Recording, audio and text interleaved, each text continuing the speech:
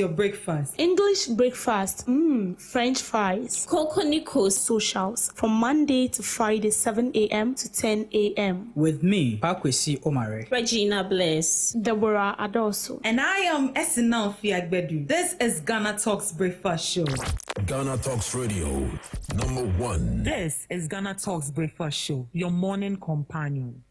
This is GhanaTalks Breakfast Show, your morning companion.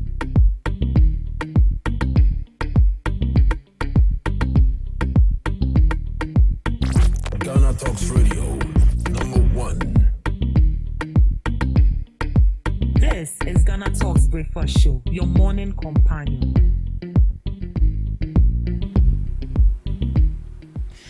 This is GhanaTalks Breakfast Show, your morning companion. It's a beautiful new week, a beautiful new month, and you are welcome to the GhanaTalks Breakfast Show right here on GhanaTalks Radio. This is a news headline review. We bring you all the relevant stories making waves in the news. From business to politics, from sports to entertainment, we got you covered with the relevant stories and informed perspectives on issues that matter to you every morning right here on the show. And as you know it, I am your host, Ruth Esinam Fiagbedu. And I don't do it alone.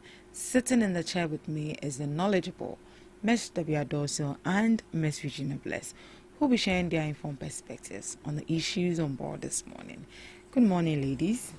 Good morning. How are you doing? Good. We thank God. Hope you had a blissful weekend. Yeah, I did. Right. Thank God. Happy new month. Yeah. Christmas is fast approaching. And we're already in November.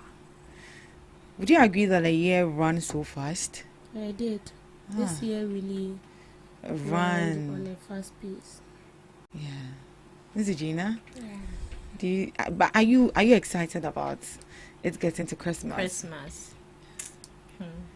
I'm excited. You're excited. You think it's like that? You think it's like that?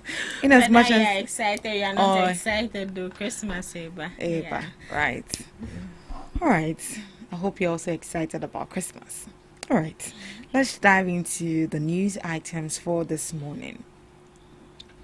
President Mahama terminates controversial SML revenue assurance contract with immediate effect.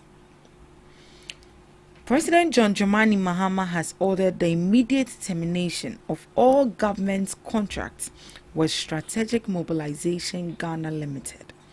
This follows the outcome of an investigation by the Office of the Special Prosecutor, who looked into the controversial revenue assurance contract between the company and the Ministry of Finance.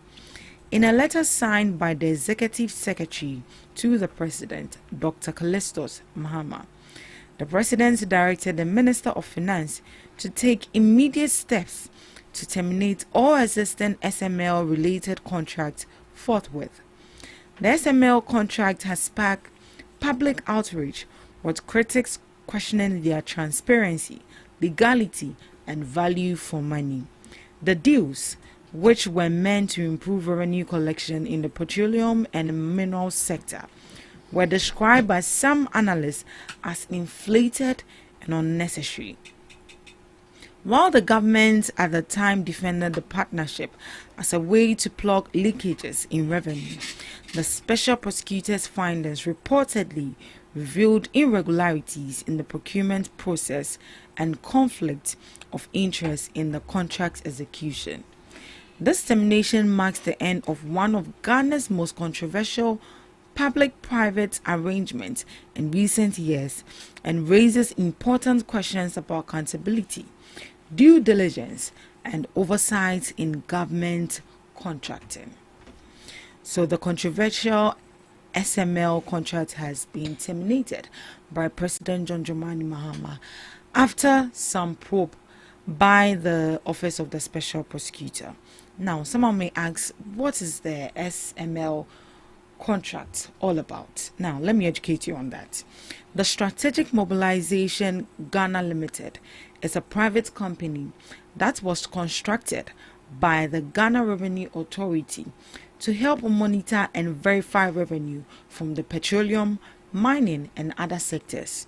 The idea behind the deal was to increase government revenue by using digital systems to track fuel volumes, prevent tax evasion, and ensure companies pay what they owe. Now, why did it become controversial? The contract became one of the most debated government deals in recent years because of the question about transparency. Critics, including the Office of the Special Prosecutor, raised concerns that the contracts did not go through proper procurement process. Value for money. Reports suggested SML was being paid hundreds of millions of cedis, even though its work overlapped with roles already performed by the GRA and National Petroleum Authority. Legality and oversight. Investigations questioned whether the contract had legal backing and whether SML had the technical capacity to deliver such a major tax. Now, lastly, the investigation made by the Office of the Special Prosecutor. The Office of the Special Prosecutor launched a full-scale probe into the deal in 2024. Its findings led to President Mahama's recent decision to terminate all SML-related contracts immediately.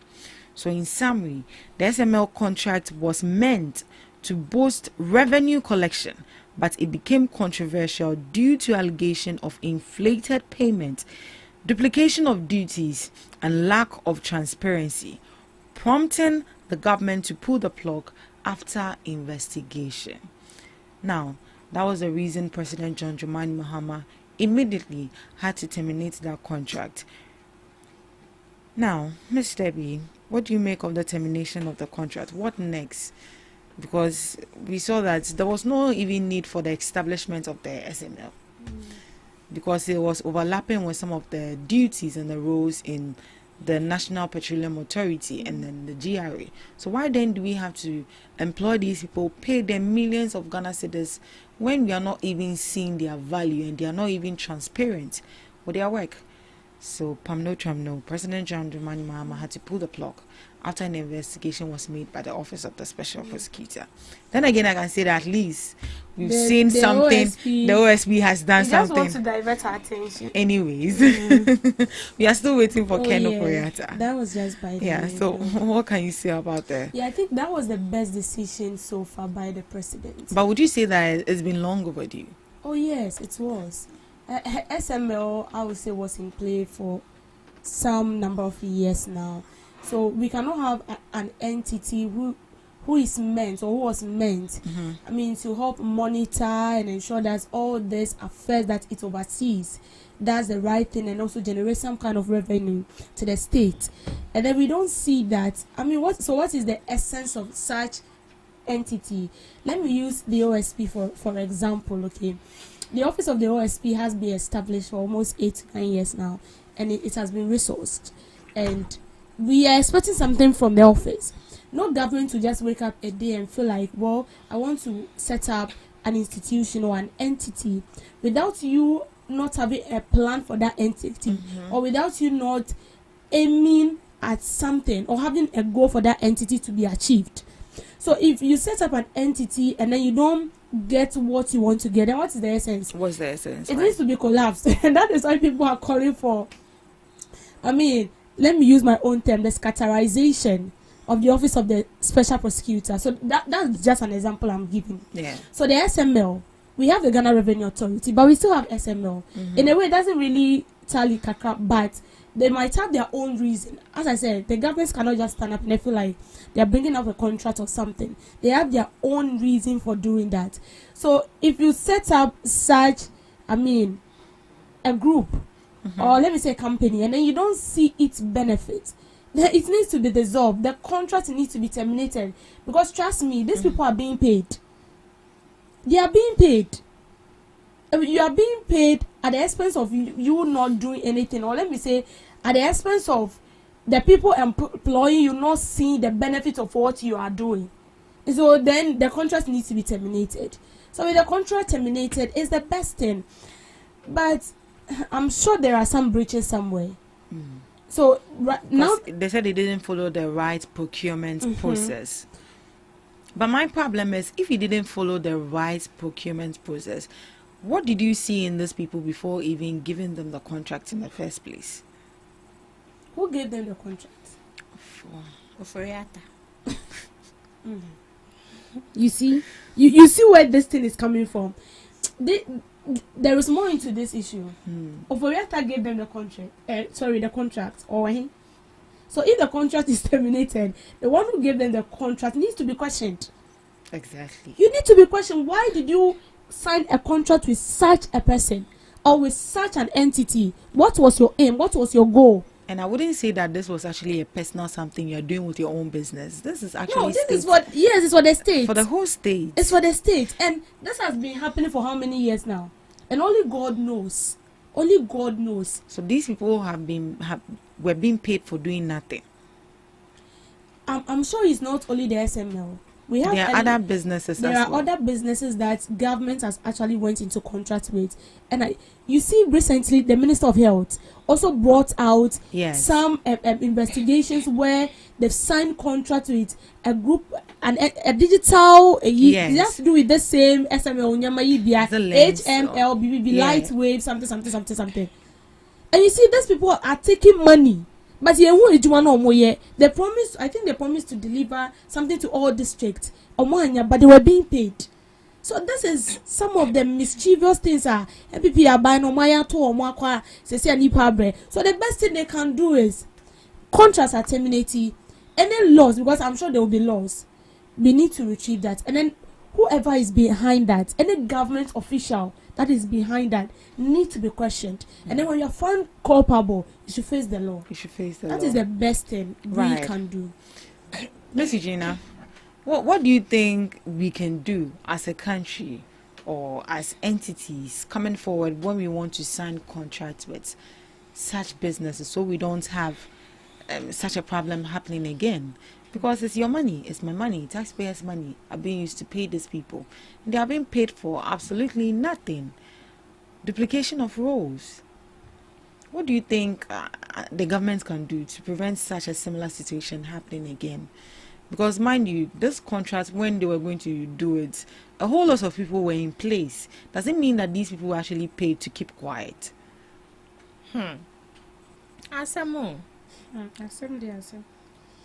What else should the government do? Because the government entrusted these people in opposition to do the right job. To me, say the president himself should assume the role of everyone. It is not possible. He alone can't do the job. That is why he assigned trusted people. But it looks like those trusted people are the same people our moody presidents now brought. They said Obi Bayawa no front to me. It is not an outsider, it's people close to you. So if this current administration wants to set up I think a precedent for other people to follow, I think investigation alone. Investigation is the only thing for you to do. But now it boils down to the individual. Say he or she would uphold integrity to do their job diligently. What for me? Why your investigations are obeying now? What if the sometimes people just put false contacts there for you to call them and ask for a reference. What if say nipa na ya kanana? Say nipa we be fro or fra ka chen say na meti say na ebia na mentesa. Why your investigations ni na? Now with the miaba, ebia na me corrupt. What the me buy me be start corruption. After me yen be more because I know that when it comes to the government sector, all the funds needed are there. And I think our system is weak, especially when it comes to how we employ people, the right procedure. Because you can't tell me, looking at this NSS scandal, you can't tell me that someone the government has employed is still on you can't say NSS payroll. How is that possible? Where are the breaches? Like what happened?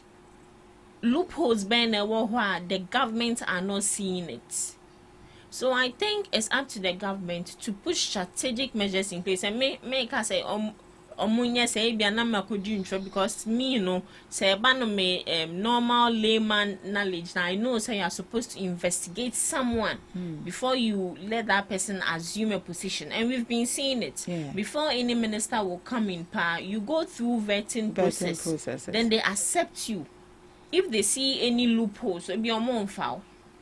But so far so good. Who saw more vetting coffee or more to tell man do this, do that. What will you do? What are the benefits or what are the contributions you add to the economy? Blah blah blah. We are seeing that.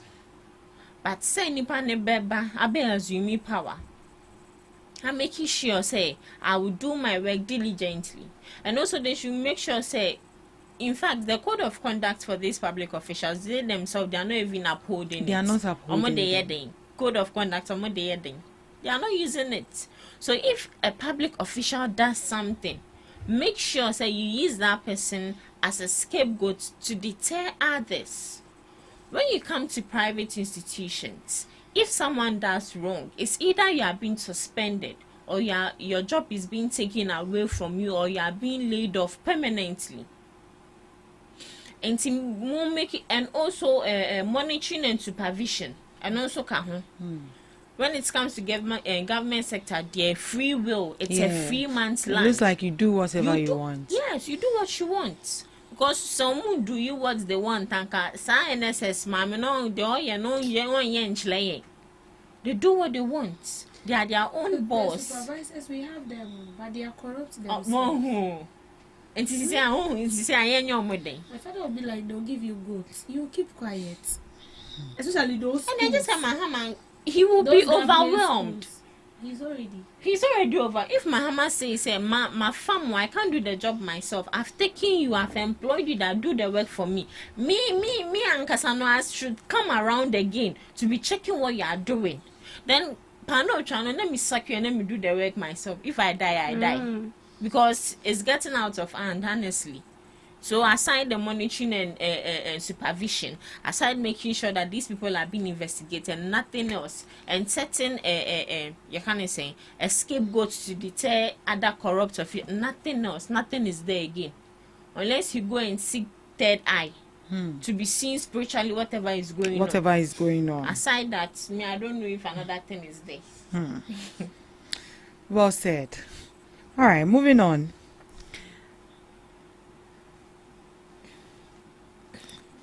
Moving on to our next news item. Cybersecurity Amendments draft, a cyber coup orchestrated to attack human rights. Ahiagba. The Director of Communications of the New Patriotic Party, NPP, Richard Ahiagba, has strongly criticized the Cybersecurity Amendments Bill 2025, describing it as a cyber coup aimed at attacking Ghana's constitutional freedoms. Speaking to the media, Mr. Ahiagba argued that the proposed bill, which seeks to expand the powers of the Cybersecurity Authority to include prosecution of cyber offenses and seizure of digital assets, poses a serious threat to free speech and privacy. According to him, the bill's intent goes beyond protecting the nation's digital space. Instead, he believes it's an attempt by the state to silence dissent and monitor citizens' online activities under the pretext of fighting misinformation and hate speech. This is not about cybersecurity, he said. It's a coup against our constitutional right. They are determined to curtail our freedoms and invade our privacy. This must not be allowed to stand. Mr. Ahiagba warned that the bill, if passed, could lead to unchecked surveillance of citizens and weaken the democratic space that Ghana has built over the years. He urged policymakers to instead focus on strengthening democratic institutions, promoting accountability, and upholding freedom of expression rather than imposing restrictive laws. The Cybersecurity Amendment Bill 2025 is currently before Parliament and has already drawn mixed reactions from civil societies, groups, legal experts, and human rights advocates. While supporters argued that it is necessary to protect national security in the digital age, critics say it could easily be used to target journalists, activists, and political opponents. Wow, and that was coming from NPP, one of the members of the NPP, Mr. Richard Ayagba, that the Cybersecurity Amendment Bill is a cyber coup, which is going to use to evade the privacy of citizens and silence citizens as well. Do you agree with him, please? Do you agree with him on this? You see it as a cyber coup? I don't see it as such. And it's going to use to target journalists, activists, and political opponents. I don't see it as such, and I'm not surprised it's coming from MPP. Right. So why don't you see it as such? And No. So they are bringing out a bill. It's just to make you tread on the right path or on a positive note. So we live in a country where now and then we see people on social media abusing this thing called my right, freedom of speech, and people are using that to threaten public official. Someone can just put President Mahama on a table and then butcher him as if it is his own son or somebody he gave birth to. But this is your president. For crying out loud, you should be careful with the kind of words you use in addressing him. Right. Even if he's doing something bad, I cannot just come and sit and then use certain words for him. We know that the country was mismanaged before, but that doesn't mean that I should take former president, someone old enough to be my father, and even my father or my grandfather, then I'll come and be using words. No, he might not do the right thing, and I must stand as a good position to correct him, but I have to know the kind of words to use. Your dad can do something to you and then it hurts you so much. There are nicer ways to speak to your dad. It can be in a friendly tone, and then you understand. You cannot just go and stand in front of your dad. That made them like, who are you? When you are rude, you are disrespectful. That is it. Because Okoso Bafonkwa is your dad. You don't speak to him like that. So that is how you should see the president. But we live Ghana, dear, just say freedom of speech. We are abusing it. So with this cyber this thing they are bringing, it's not to stop you from talking. I feel like it's to get hold of people who misuse this platform. Are you also aware that part of the bill says they are going to be monitoring your calls, messages? Now calls, they say I monitor data. Or you don't know. I know they monitor them. They've been monitoring your calls for so long. But certain words that we use, they don't pick us on. But this time around, it looks like they are going to be picking you on. And there is nothing wrong with that. And honestly, why are you careful? If we want to bring all this thing on board, we are not going to move forward. So for you don't think they are it should go to any sort of amendment? Whatever draft they've brought is okay for you? Definitely, they are going to deliberate on that in Parliament, and that is why we have the legislatives. They would deliberate on that, and then the part they feel like, because recently I saw proceedings of Parliament, I think a draft like that, and they wanted to implement. Oh, I've forgotten. So the speaker will read maybe clause 1. And then they'll be like, no, they'll mark it down. This one we can't pass it, and then they'll move to the next one. So that is how they are going to do it. So and they feel like they go to a place and they feel like, well, we need to look into it. They will deliberate on that in Parliament. But for me, there is nothing wrong with this amendment. Monitoring of calls, monitoring of messages. People are doing it. Just that it's very confidential. They cannot post things outside, like they cannot expose what you chat with someone on the phone, but it's already being monitored. The thing is, they just want you to be careful. You be using all kind of words. Say, no, you be careful with the kind of words you use. That is it. For me, I see no wrong with that. Miss Regina? Yeah. What can you say about the bill? Do you see it to be a cyber coup? I think the last time we had the cyber expert, he said that.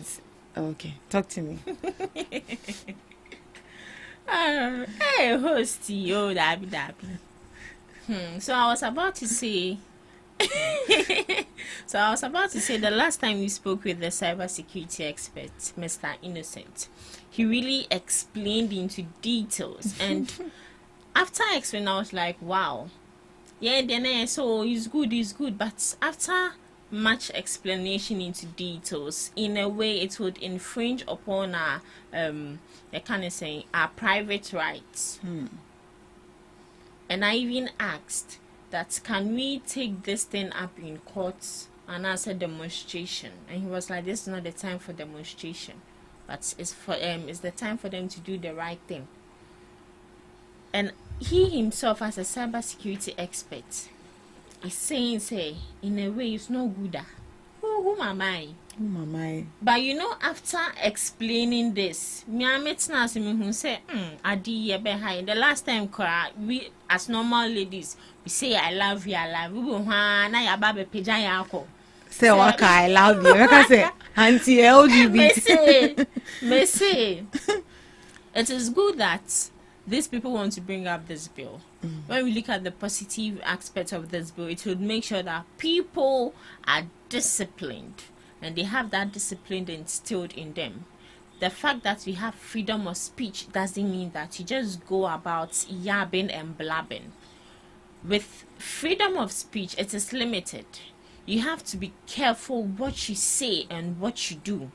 You don't just come to this social media space or the media space and just start throwing false accusations, saying spreading false rumors and all that. And we've seen instances where people are really doing that. People who cause fear and panic in the society, people who spread false informations, all that are crimes, and for that we understand. But looking at the negative aspect of it, we beg them. Obianka said the bill, they shouldn't pass it. But I think they should go back to the drawing board and check it well again. Our data, our privacy are at stake here.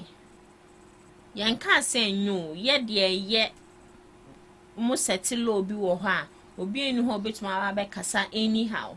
You can pass information without crossing the borders. You can pass information without spreading false rumors, without causing fear and panic, without saying any kind of defamed words against anyone. Sinipania public official, so your president, or so your normal citizen, you need to be careful. But when we look at the negative aspect of it, we beg them. Because the last time I was telling Debbie that if this thing is passed, there's no way someone call me on normal call and you want to have a conversation with me. Come and meet me face to face and let's talk. That's it. When you call me, hey, good morning, how are you? Hope everything is. I hope the family is fine. Asa. Because me name asema because on no koka sempe it has implicated me. In the babe na. So they should also check that one. As I said, they should go back to the drawing board and check. And a sentence is no so Ale. The sentence is too much. 5 years. When you access someone's phone 5 years. 5 years. Hey, Ghana. Good there is good because the phone is not yours. It's someone's private property. Then it means we have to catch them because they are into our phones without our knowledge. Invading our privacy. Exactly. Yeah. So aside that, it's a good thing. Yeah. So he said it's a political silencer. With the May say political silencer. MPP and DC phone. Alright, moving on to our last story. 4-year presidential term inefficient for sustainable development. Shimami Muslim. Deputy presidential spokesperson Ms. Muslim is calling for a national conversation on Ghana's presidential term limit, describing the current 4-year mandate as inadequate for any government to deliver sustainable and transformative development. Ms. Muslim said the short political cycle promotes instability, encourages wasteful election spending, and makes long-term planning difficult. It is true that the 4-year term is wholly insufficient if we are truly to change the path and trajectory of our development, she said. Expensive elections that begin and start upon the end of another election don't look like a practical way of managing very scarce resources. She explained that new governments spend most of their first year on appointment and administrative restructuring, and by the second year, political campaigning already begins, leaving very little time for real development work. Ms. Muslim argued that this cycle of short-term governance affects national continuity and long-term economic planning, suggesting that Ghana should revisit its constitutional provisions on presidential term limit. Even if we do not want to extend the term limit, we must look at the possibility of allowing multiple terms for political party candidates. She added, if citizens believe a government is on a transformative path, they should have the power to maintain that continuity through the ballot box. While acknowledging fears about potential abuse of power, she maintained that voter accountability remains the strongest safeguard against poor leadership. Her comments have reignited public debate on whether Ghana should extend the presidential term from 4 to 5 or 6 years or maintain the current term 2 system with stronger accountability mechanism. Ms. Regina, do you believe that the 4-year term for our president is not enough and then it retards growth, as she mentioned? How does it retard growth? Because they don't have enough time to bring on board what they want to bring. That is not an excuse. Because if you notice with this particular administration, this first year alone has been used for appointments and restructuring and investigation and then looking into store projects and then all of that and restructuring. And then the second year, they already come up with another flag bearer for that particular party and campaign begins. And when it happens like that, the current leader who is already on the seat loses focus to even go on with their developmental works. That was what she mentioned. But do you believe that that is the case right here in Ghana? Because we've already seen our dear opposition already campaigning for who will be president next or who will be the flag bearer next for their party. In a way, what would you say? Okay, so in that aspect, I believe in multitasking. And in as much as multitasking can be tedious, you still have to do it anyways. So, a new leader would be chosen. So, why not choose the leader and now where you in safe you? As campaign is going on, they can still make development also go on. Now to the main question, is the 4 years term enough for development to go on? And some people are saying it's retarding growth. I would say in our constitution, it states 4 years. And it has been 4 years like that since Juan Pobaso. Why? 89. 99. It has been like that. 4 years, 4 years, 4 years. Ghana nye Omembia etese yanum die. We have some African countries just say leader ne bound no time or no panel. Now we're free so. Sometimes the youth have to demonstrate, protest. People have to die before these leaders step down. And I've seen an African country, papano, or stairs no, or first stairs no come to me, or pampers. Or your president. President, Naya Sonimu, or somebody president.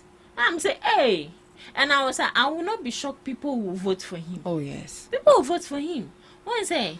Your mentality, as African people no meaning da akoye say ye to mean tinta ama adwene so aye to mo sebio ama adwene aye to mo am adwene sisusu ye cyber. Sorry, I'm sorry.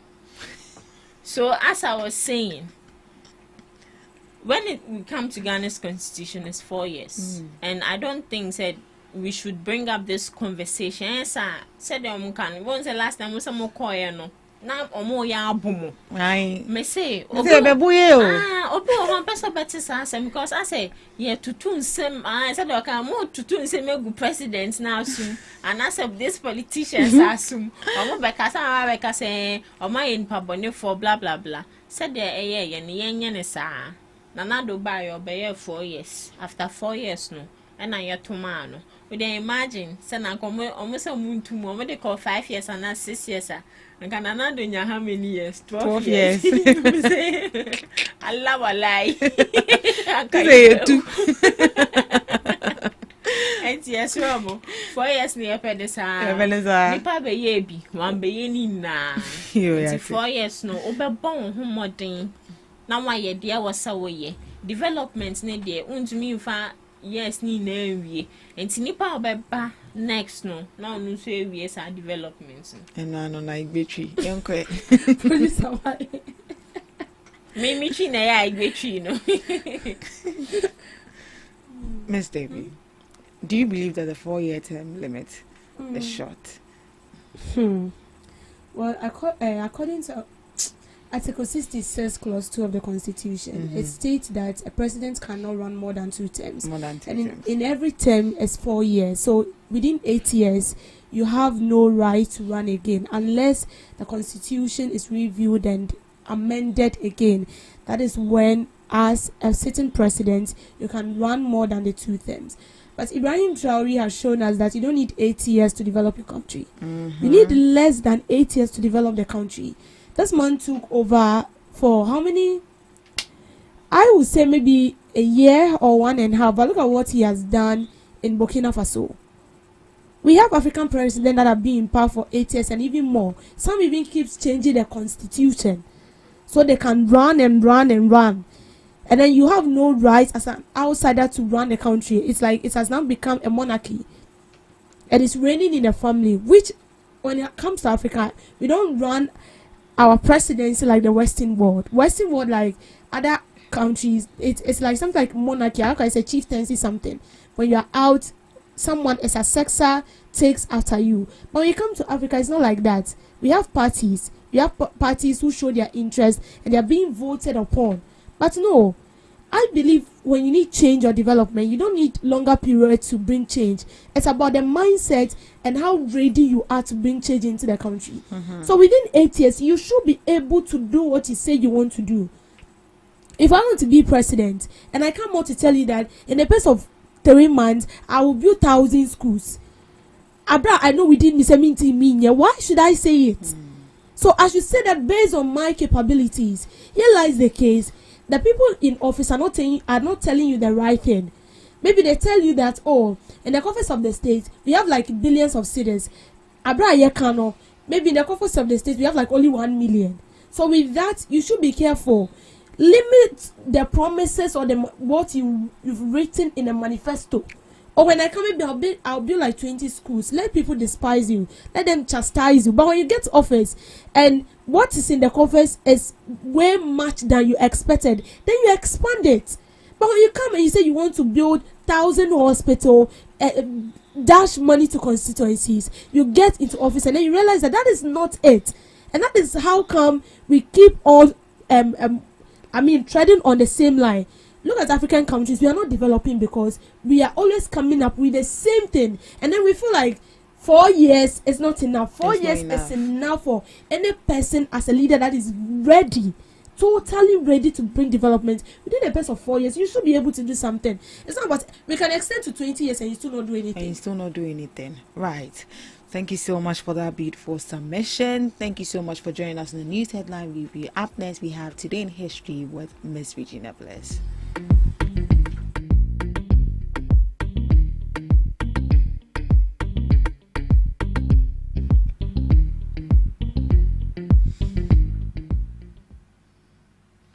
Today in History, launch of Imvo Sabantudi, South Africa.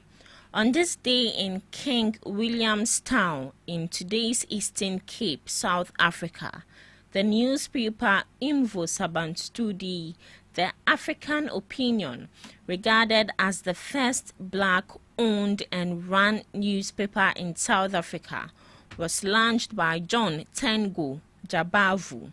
Its founding marked a significant milestone in African self-representation and indigenous journalism under colonial rule, giving voice to black South Africans in both Xhosa and English. This day, 1914, Battle of Kilimanjaro, German East Africa, present-day Tanzania. On this date, an engagement of the wider East African campaign of World War I occurred. British Indian Army troops attacked German colonial forces near Longido on the slopes of Mount Kilimanjaro in Dutch Ostafrika, now Tanzania. Although the attack on 3rd November was a diversionary move, the Allied forces failed to make headway and suffered considerable casualties, signaling that the campaign in East Africa would be far from straightforward for the Allies. Looking at some observances, International Day for Biosphere Reserves, observed annually on this day. This day was established by UNESCO to highlight the importance of the World's Biosphere Reserve, promotes the relationship between humans and nature, and encourage sustainable development. Lastly, One Health Day, observed globally. This campaign promotes a transdisciplinary approach to health problems that involve humans, animals, and their shared ecosystem. And that's all for today on Today in History. Some few observances live on GhanaTalks Breakfast Show. Thank you so much, Miss Regina Bless, for Today in History and some observances of the day.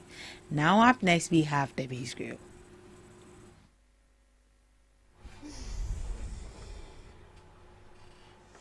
Welcome to Debbie's Grill, where we talk about issues that matter to the state, void of politics, fear or favor.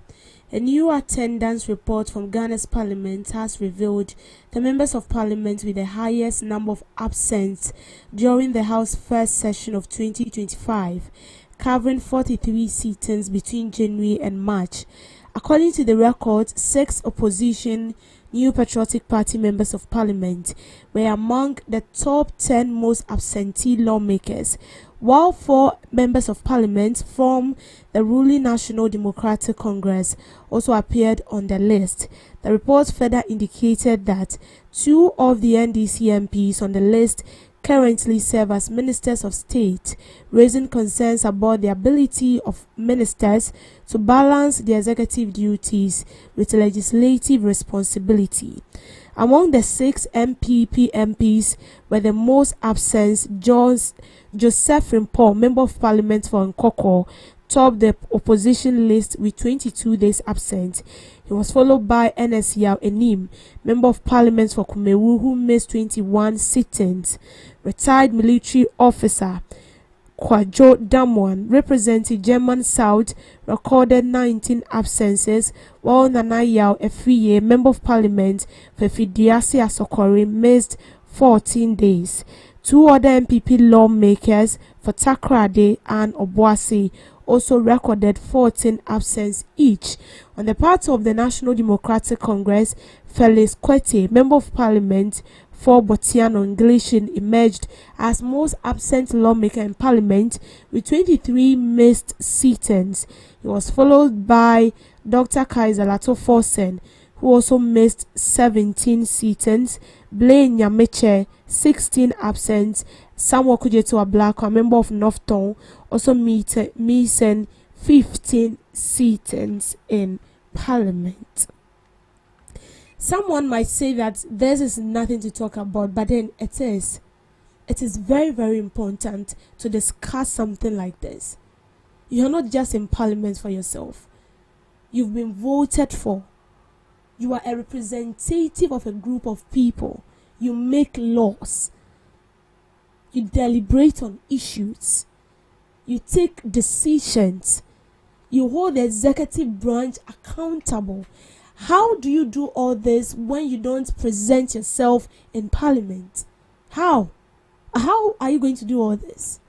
There is no way you can do that. And I'm not sure your constituent just wake up and vote for you because they want you to be in the house. No. No one makes laws in the house. If we can make laws in our own homes, then I'm not sure we are going to, take or vote for a representative. Someone who is going to represent us as a constituent. Then it should tell us that having a representative known as the Member of Parliament is very crucial. because they play key roles. How do you talk on behalf of your people? How do you lobby for development in your constituency? Yes, I know some members of parliament are also appointed as ministers. For example, like the foreign affairs minister, Samuel Kujeto Ablakwa, most often is not in the country, and also former minister for finance Kaiser Otto Forsen, also a member of parliament. You know how crucial his duty is. He also sometimes, he's not always in the country. I mean, all the time you see him out and IMF assembly for, I mean, deliberating on issues, how to get money, how to run the economy and all stuffs. It's a very, I mean, that's a very hard task. But then at least you should make yourself present, because some parts of the constitution state that a member of parliament who misses sitting for 15 consecutive time, your seat can be declared vacant. Your seat can be declared vacant. It means you don't exist. And we need to vote for another person to represent you in parliament.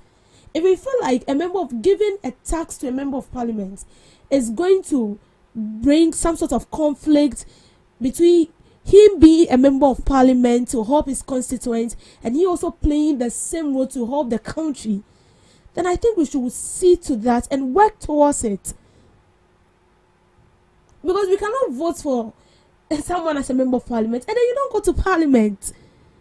Recently, Speaker of Parliament was actually talking about this, and he stated clearly, he gave a time frame, he gave a number, that when it keeps happening, he will be forced to take action. And he is right. And you see, our parliament is not only viewed by Ghanaians.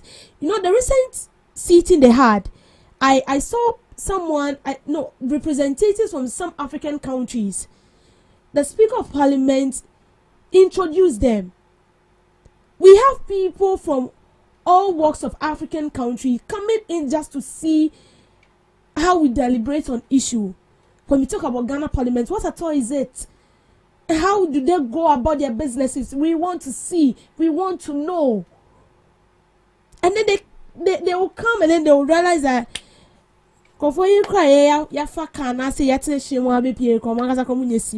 Like, it doesn't speak well of us. It doesn't speak well of us. I've seen instances where some countries has even called Speaker of Parliament to come and teach them. If we are not doing the right thing, I'm not sure other countries will be poised to have us teaching them on how we run as Parliament. It means we are doing the right thing. It means we are moving on the right path. So then what is stopping us? What is preventing us as a member of parliament? What is preventing you? Some members of parliament, that they absentees, some of them do not hold other positions. They're not being appointed into other sectors. They are just members of parliament. How can you be absent as a member of parliament for 23 times? Why? 23 times. It's not as if you're just going to sit there and sleep and come back. They're going to discuss issues. Issues pertaining. That is when you can actually let them know that this is what is happening in my constituency. This is the help we need. Maybe we need a borehole. Our roads are bad. You lobby for your constituency. You have to lobby. And I'm sure you understand what you went in for. If you wake up today and then you feel like, no, I want to divert my career, I want to do something else, you know what you are going in for. You are ready for both positive and negative side. You know how hectic it is, but you said you still want to do it. So why? What is stopping you? I think that part of the constitution needs to be amended. Because people cannot entrust power into your hands and then you don't go to parliament. If you're not out in when our amending rules and our laws, and then 1 hour would draft your own constitution. No, now it doesn't work like that. It doesn't work like that. Absent today, you can be absent maybe one way or the other. There might be something that will cross you, something that you didn't even plan for. That is fine. But in a case that it happens consistently, 23 times, why? 22 times, why? And if there is another election and people are voting against you, you won't understand. You'll be like, I'm doing what? You are doing your best. What's best? What best are you doing? That is the case. How do you feel if your constituents are in the house watching television and the Speaker of Parliament is mentioning your Member of Parliament and making the whole world know that he has been absent for 23 times, 22? As a Member of Parliament yourself, how do you feel? Do you feel okay? Do you feel normal? Don't you feel as if there is something missing out? It's about time we start doing the right thing, and it's going to help us. And members of Parliament play a very key role in the execution of duties and helping us in the various ways and means. And as I said, if they don't play important roles in our society, no one will give them the nod. But they do. That is why all of us, we cannot just stand up. One constituency cannot just stand up and be like, everyone in that constituency wants to represent the constituency. No, it doesn't work like that. That is why you see all constituents coming together as one people and then give it a nod to one person. Lead us, lobby for us, work for us. This is what you are going through. This is what we need. This is what we want you to do. And you can as well bring that into reality when you get to Parliament. Recently, they were discussing about important issues, important topics, and then half of Parliament on one bar. It's not nice. It's not nice. And then these same people go and sit somewhere and be saying different things, but you are not in Parliament. One thing I will say is let us set a good example, because we are being watched across the world. Let me use this word. We are being monitored, not negatively, but we are being monitored. So it's better we do the right thing as members of Parliament. Thank you for making time with me on the Grill. Thank you so much, Mr. B, for that grill. So please, our parliamentarians, make sure you go to your office, which is the Parliament House. Make sure you go and represent your people over there. Make sure you go and pause the frustration of those living in your community over there. Make sure you go be punctual. It will help us all. Thank you so much, Miss Debbie. Thank you, Miss Regina. And thank you too to our lovely audience for doing the listening. And thank you for joining us. We'll be going for the news shortly. And right after the news, we'll be coming up with the main discussion. Please stick and stay with us. Are you ready to amplify your business or brand's reach and make a meaningful impact in Ghana and beyond? Partner with GhanaTalks Radio today to connect with a diverse audience across Ghana and beyond.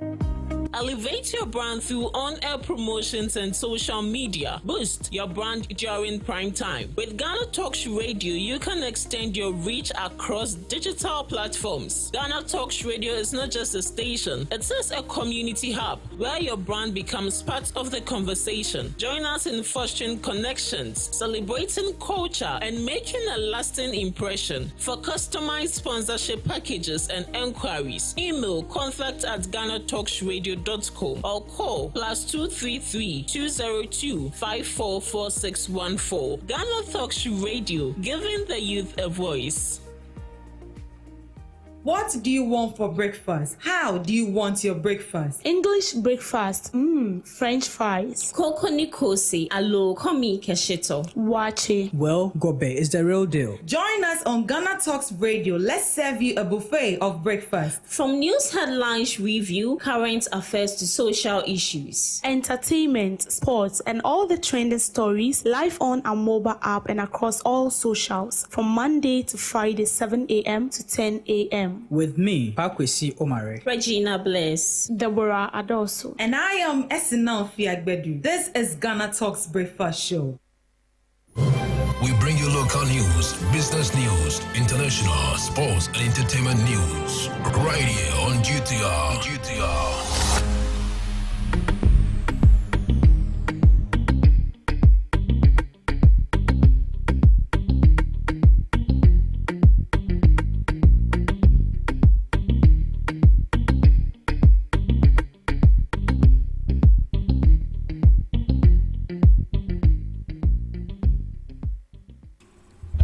Welcome to the morning news broadcast on Ghana Talks Radio. Coming up, small-scale miners called on Environmental Protection Authority to clarify ban on chamfine machines.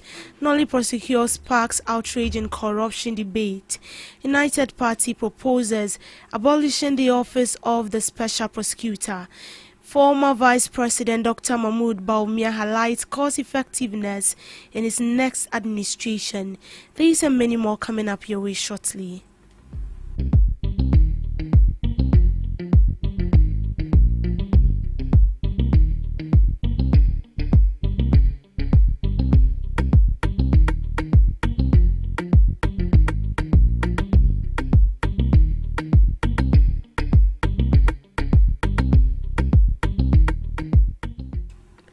The Ghana National Association of Small-Scale Miners is urging the Environmental Protection Authority to clarify its recent ban chamfine machines in mining operations.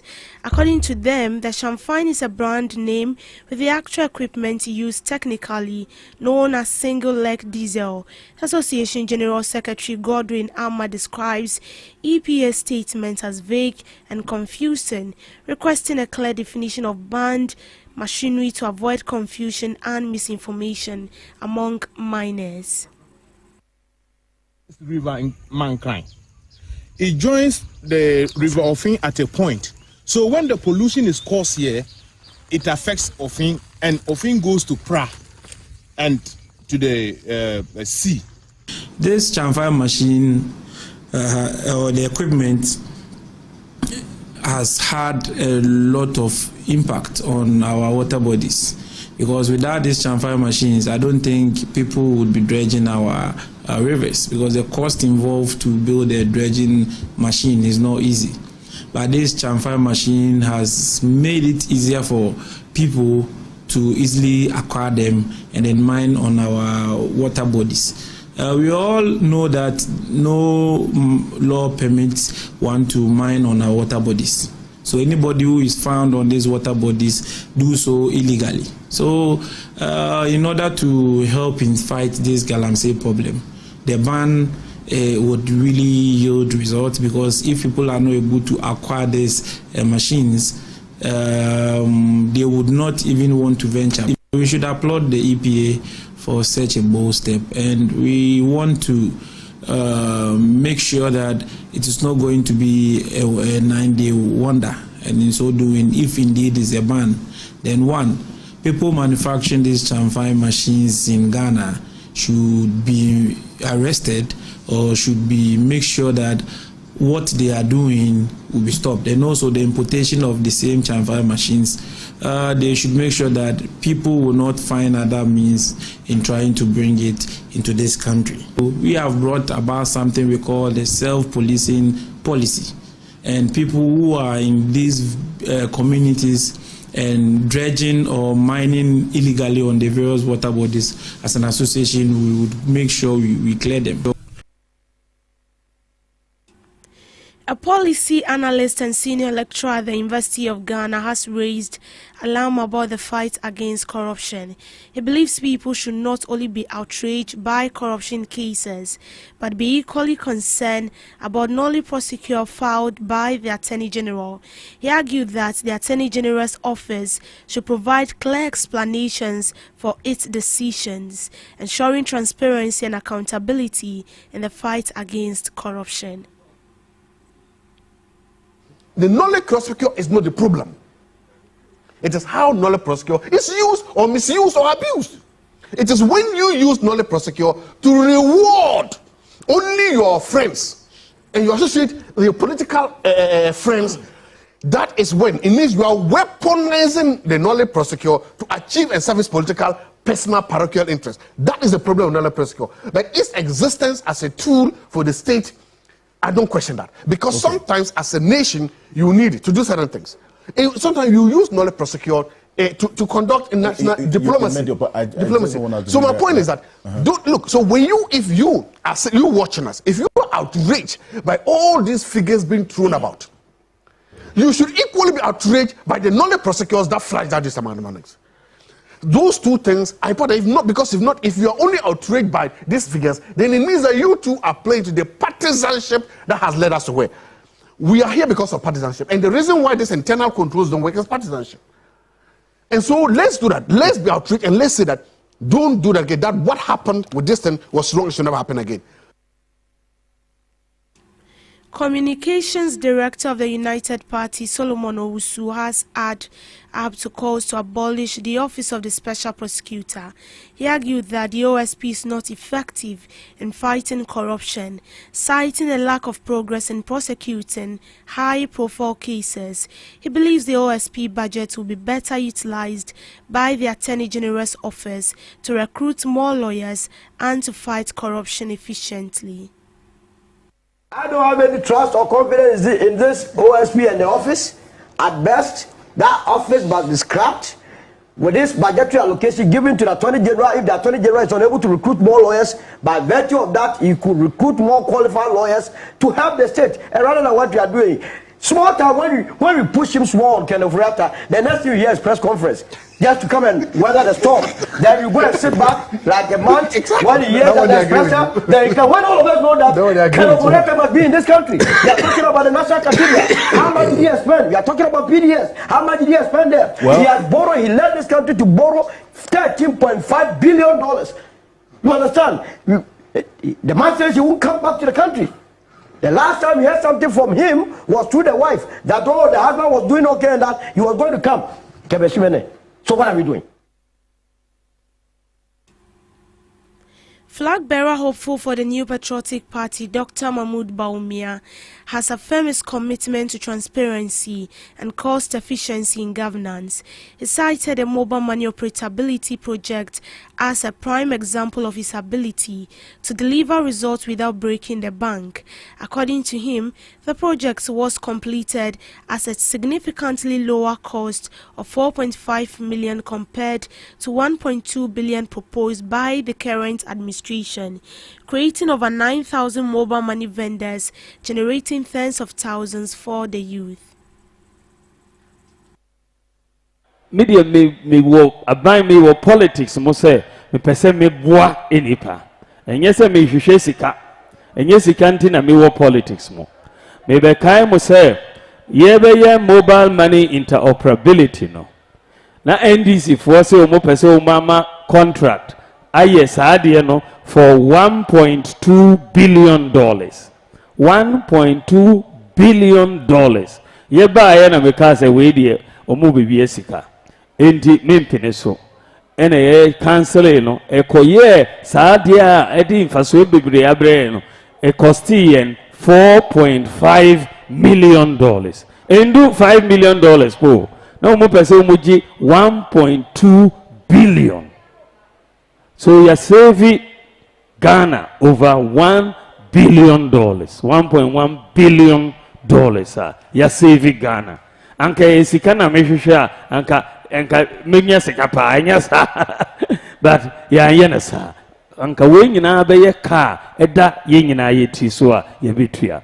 Enti enye sikanti na me ba politics mo. Me pese me buo nipa said ye me ye no. And that was from the former Vice President Dr. Mahmoud Bawumia. In other news, Member of Parliament for Elembele, who doubles as the Minister of Lands and Natural Resources, Emmanuel Amakofi-Boa, has made a significant donation to key local institutions in the Elembele district.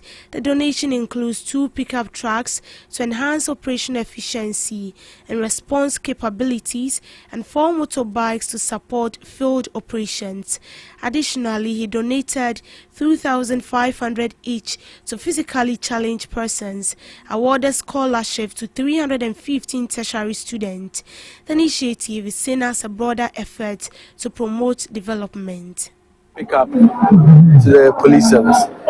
I think that, as I stated, what makes our communities work is that the institutions of state that have been mandated to protect us, especially the police, must be given the tools they need to be effective, to be able to work 24 hours a day.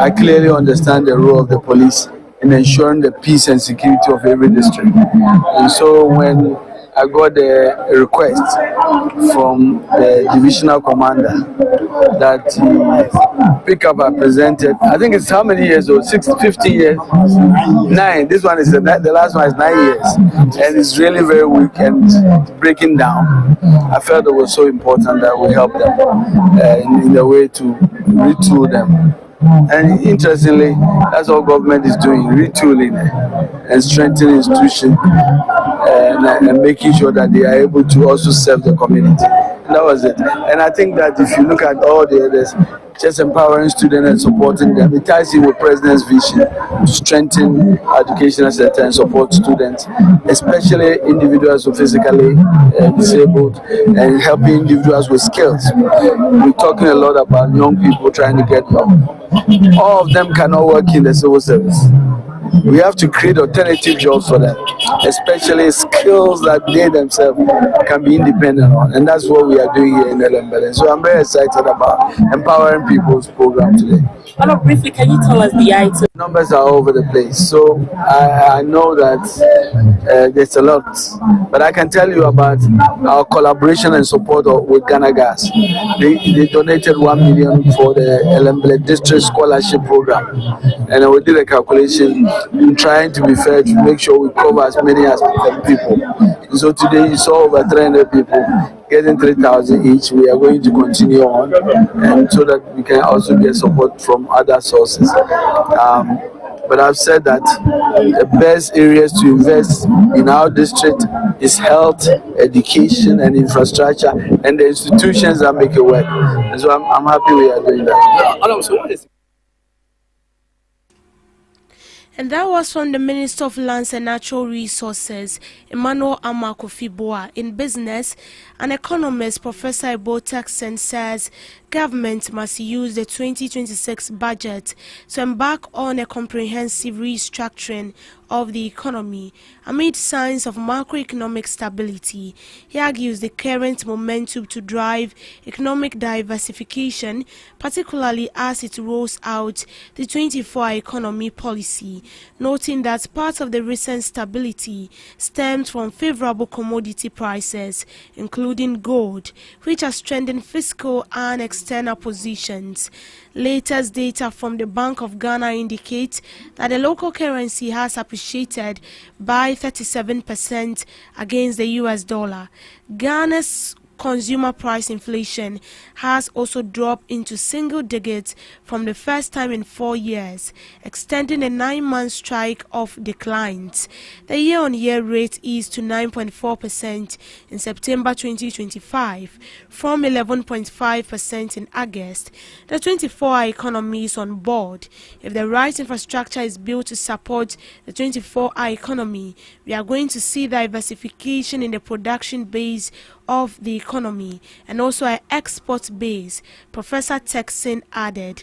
Amid the ongoing macroeconomic conditions, the proposed budget date of November 13th will mark the first full-year budget of Mohammed's administration since returning to power in 2025.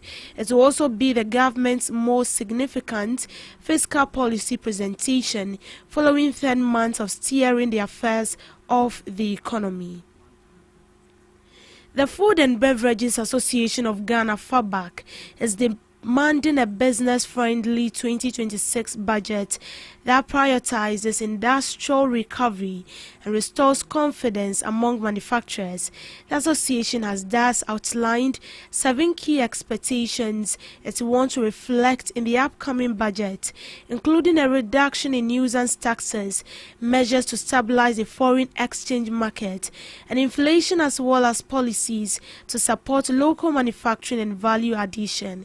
Executive Chairman of FABAC, John Awuni, in a statement said the food and beverage sector continues to face mounting challenges that are eroding investment and threatening jobs.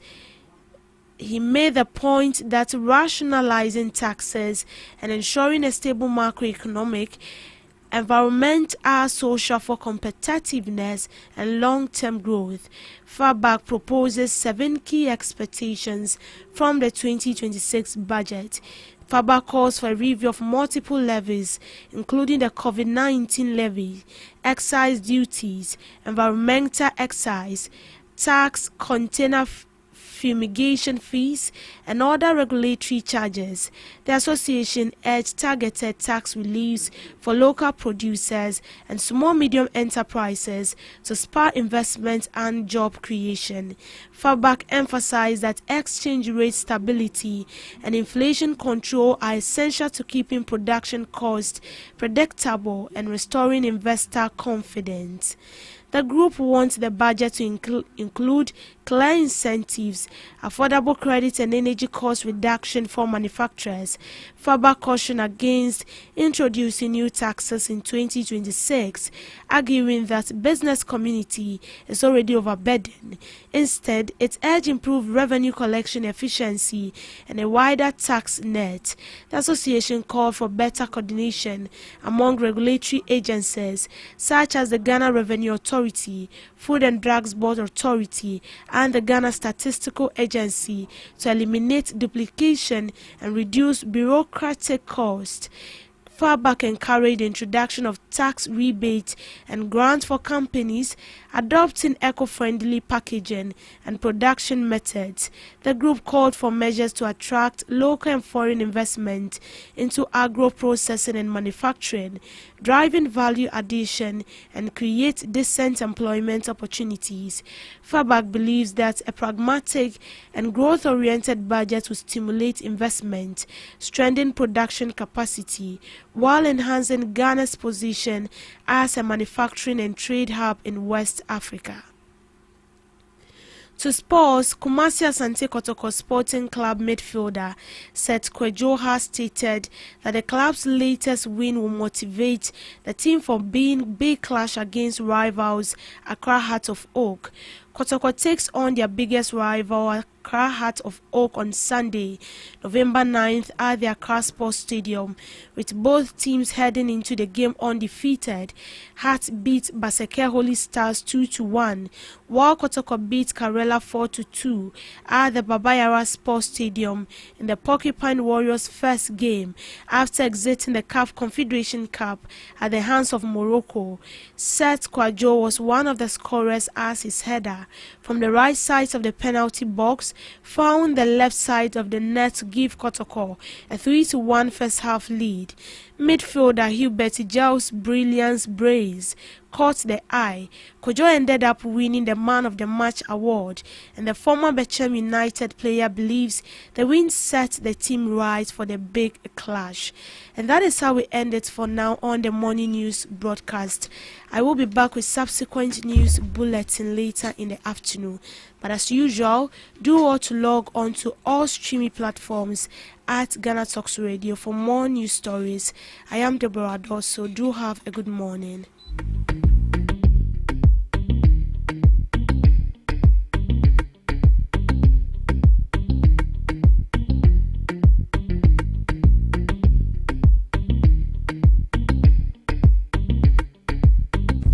Are you ready to amplify your business or brand's reach and make a meaningful impact in Ghana and beyond?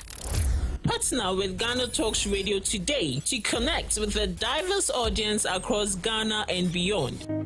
Elevate your brand through on-air promotions and social media. Boost your brand during prime time. With Ghana Talks Radio, you can extend your reach across digital platforms. Ghana Talks Radio is not just a station, it is a community hub where your brand becomes part of the conversation. Join us in fostering connections, celebrating culture, and making a lasting impression. For customized sponsorship packages and enquiries, email contact@GhanaTalksRadio.com or call +233 202 544614. Ghana Talks Radio, giving the youth a voice.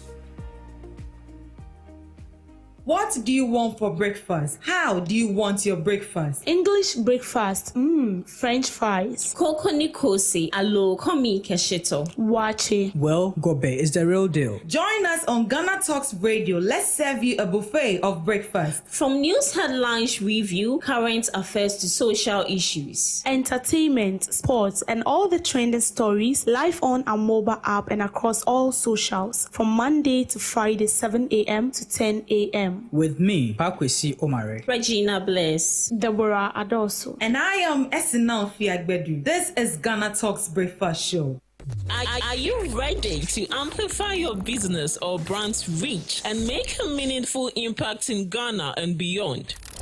Partner with Ghana Talks Radio today to connect with a diverse audience across Ghana and beyond.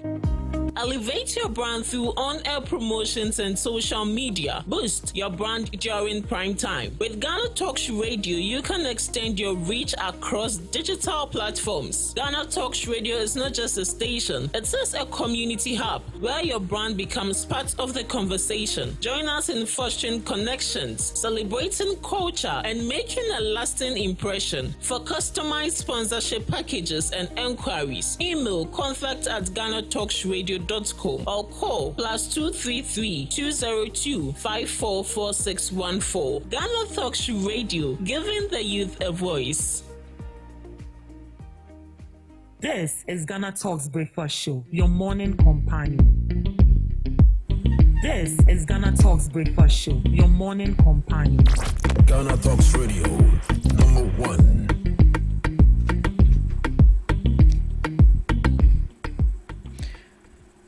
It's a beautiful Monday morning.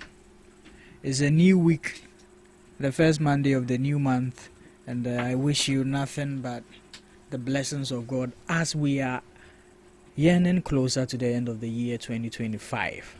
I've been missing for quite some time, but I'm back. I'm glad that you all stood in for me and for us, and to all those who also came in to support me with the burial of my father in any single way. I thank you all. And to our audience, I know you've enjoyed the show in my absence.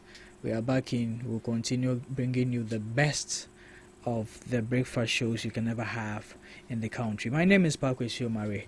This morning we are going to serve you with one of the finest meals you can ever have on your breakfast table, as I have with me the NDC's communicator, coupled with the NPP communicator, Razak and Mune.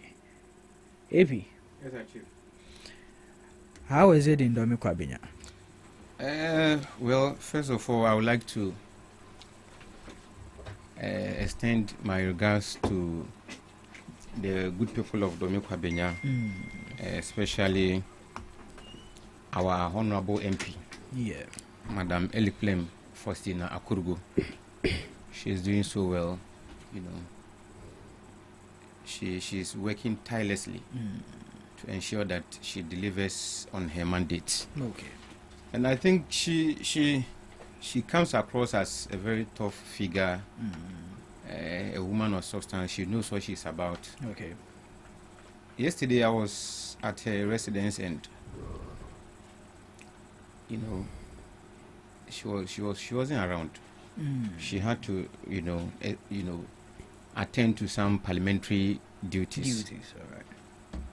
So she's doing well, both keeping the party alive in Domi Kwabenya, and then ensuring that she is living up to the expectations of the MP. There was I think will I say a report or a survey to the effect that some MPs have not been, attending parliamentary sessions. duties. They are, and she happens to be among the very few who are constantly present in Parliament, undertaking parliamentary duties as the Constitution stipulates. Okay. So I think she's taking the name of Domi Kwabenya high. In fact, Domi Kwabenya is the largest constituency in Ghana, and to have a woman leading and representing the party, the constituency in Parliament is not, it's not a joke. So wherever she is, I'm extending my regards to her. She's doing well. Okay. We'll urge her on. We'll support her in her endeavor to ensure that we maintain the seat and then also help her deliver on her mandate to the benefit of the entire constituency. Okay. She's doing well. Okay, there is no single event in Domi Kwabenya that she hasn't participated and ensured that it goes well. Okay, and then the constituency executives too, they are doing so well. I think I have to extend my regards to them. They are doing so well. And as it is, the president himself, the best president, after Kwame Nkrumah, is also doing so well. We are closer to the festive season, yet our city is stabilized, is growing stronger against the dollar. We are heading towards Christmas festivities, and yet our inflation is single digits. You get my point? So, and in fact, everything concerning macroeconomics is on track. Understand? So I know that this morning is the same thing my brother will be saying, is the same song he'll be singing. Only that in fact, this week has been very eventful for Ghanaians, and I think for myself too. The Public Accounts Committee, the revelations that are coming from that end is serious. It's serious. Ghana is sitting on a time bomb. If you look at the quantum of monies that goes into private pockets, it outweighs what is being used for national agenda. It's worrying. Even though it didn't happen under this regime, it happened under the previous regime. We cannot politicize this thing. It's scary. Okay. So I think that's, this week presented some of these things for us to discuss. But Paunim, Adia ya power says so. Uhia. Yare any broken heart. Ya papa sandi me in some way. No, be my broken heart. Minya bia che. Na me dream say me a few feelings in go say ya. Hey, pa ya broken heart ya. Especially Obako Koma or broken heart. Wow, who say yes, it's real. Yes, was why do we come as me now? Razak. Your brother is suffering from broken heart. Somebody has given him broken heart. I think it has really entered him. Yes. He mentioned it outside. He's seen it but I urge you to take it easy. Okay? I will. Take it easy. I mean, this is normal. It's not normal. The feeling is real, Charlie. Yes, it's real, but there's nothing you can do. I mean, she's already moved on. You have to move on too. So you must not marry a fair lady. I mean, that's a my first ground. Oh, Charlie. Yes. So, thank you very much, bro. It's been these days have been so horrible for you, and we feel your circumstances, and we are in prayers with you. We pray that Allah forgives him and then gives him a good place in Jannah. To submit this morning, I want to use the opportunity to this is a period where the NPP is in a race to elect a flag bearer. And all indications points to the fact that Dr. Bawumia stands out in terms of who has the competence and the ability to lead the party as we speak. His competence, integrity, and ability to deliver on a mandate. I mean, we've seen his performance since he assumed office as the vice president. And so Dr. Mahmoud Bawumia stands out among all the candidates. We have surveys that points to the fact that he's the one that is going to win. I mean, yes, we have Musa Dankwa, the famous Musa Dankwa. Pointed that Bawumia is going to win. African policy lens, he's going to win by 63% or so. And you know, all indications, Bawumia stands out. And we believe that Bawumia is at the end of the day going to lead the party, and hopefully 2028 we are going to take power back through Dr. Mahmoud Bawumia. Yes. So this is my, preliminary submission before we go into the topic of today. All right, that's fine. But once he has touched on it, I think it's imperative that we all, because we should be concerned about who the MPP will be presenting. Yes, but you must be measured in what you say. This is a family house matter. You are not part of us. No, but this is not happening on an island. Okay, this is something Ghanaians should concern themselves with. Masa, it's not easy. Why so? Look, your bro, your brother. You see, Bawumia had his tutelage from Akufo-Addo. And that is what is very, very, very scary. Look, are you contesting? Will you contest that? As a matter of fact, that Bawumia had his mentorship from Akufo-Addo. Look, take all the time, you talk. Bawumia is an individual on his own. He has his own, capabilities as a person. Nana Addo is an individual in his own. He has his own capabilities as a person. His competence, his integrity, and all of that differs. You can have a mentorship from someone, but it doesn't change the fact that you are who you are. You are different from that person. So it will be improper to situate this on the context or in this situation that Akufo-Addo mentored Bawumia. For that matter, Bawumia is not going to be able to deliver. But does it mean that Akufo-Addo wasn't able to deliver? That's what he's insinuating. No, that's what he's insinuating, and I was coming to that. No, right. Yes, to state that because Bawumia, is mentored by or was mentored by Nana Addo, he's not going to deliver. Is an improper thing to say, because in the first place you cannot insinuate that Nana Addo did not perform. That's a complete falsehood. So I don't think, maybe you might have your issues, because I know you have an issue with Nana Addo. That is a personal issue. I know about the issue you have with Nana Addo. Yes, and even this one extends beyond the issue of governance. So I don't have a problem with that. But to insinuate that Dr. Mahmoud Bawumia cannot perform because he had his mentorship under Akufo-Addo is wrong. Yes. Pa. Yes, sir. According to Bawumia himself. He thanked. Look, to the extent that it is so glaring that Bawumia is able to tell us that when he is elected as the president of Ghana, in the unlikely event, he's told us what he will be doing with that mandate.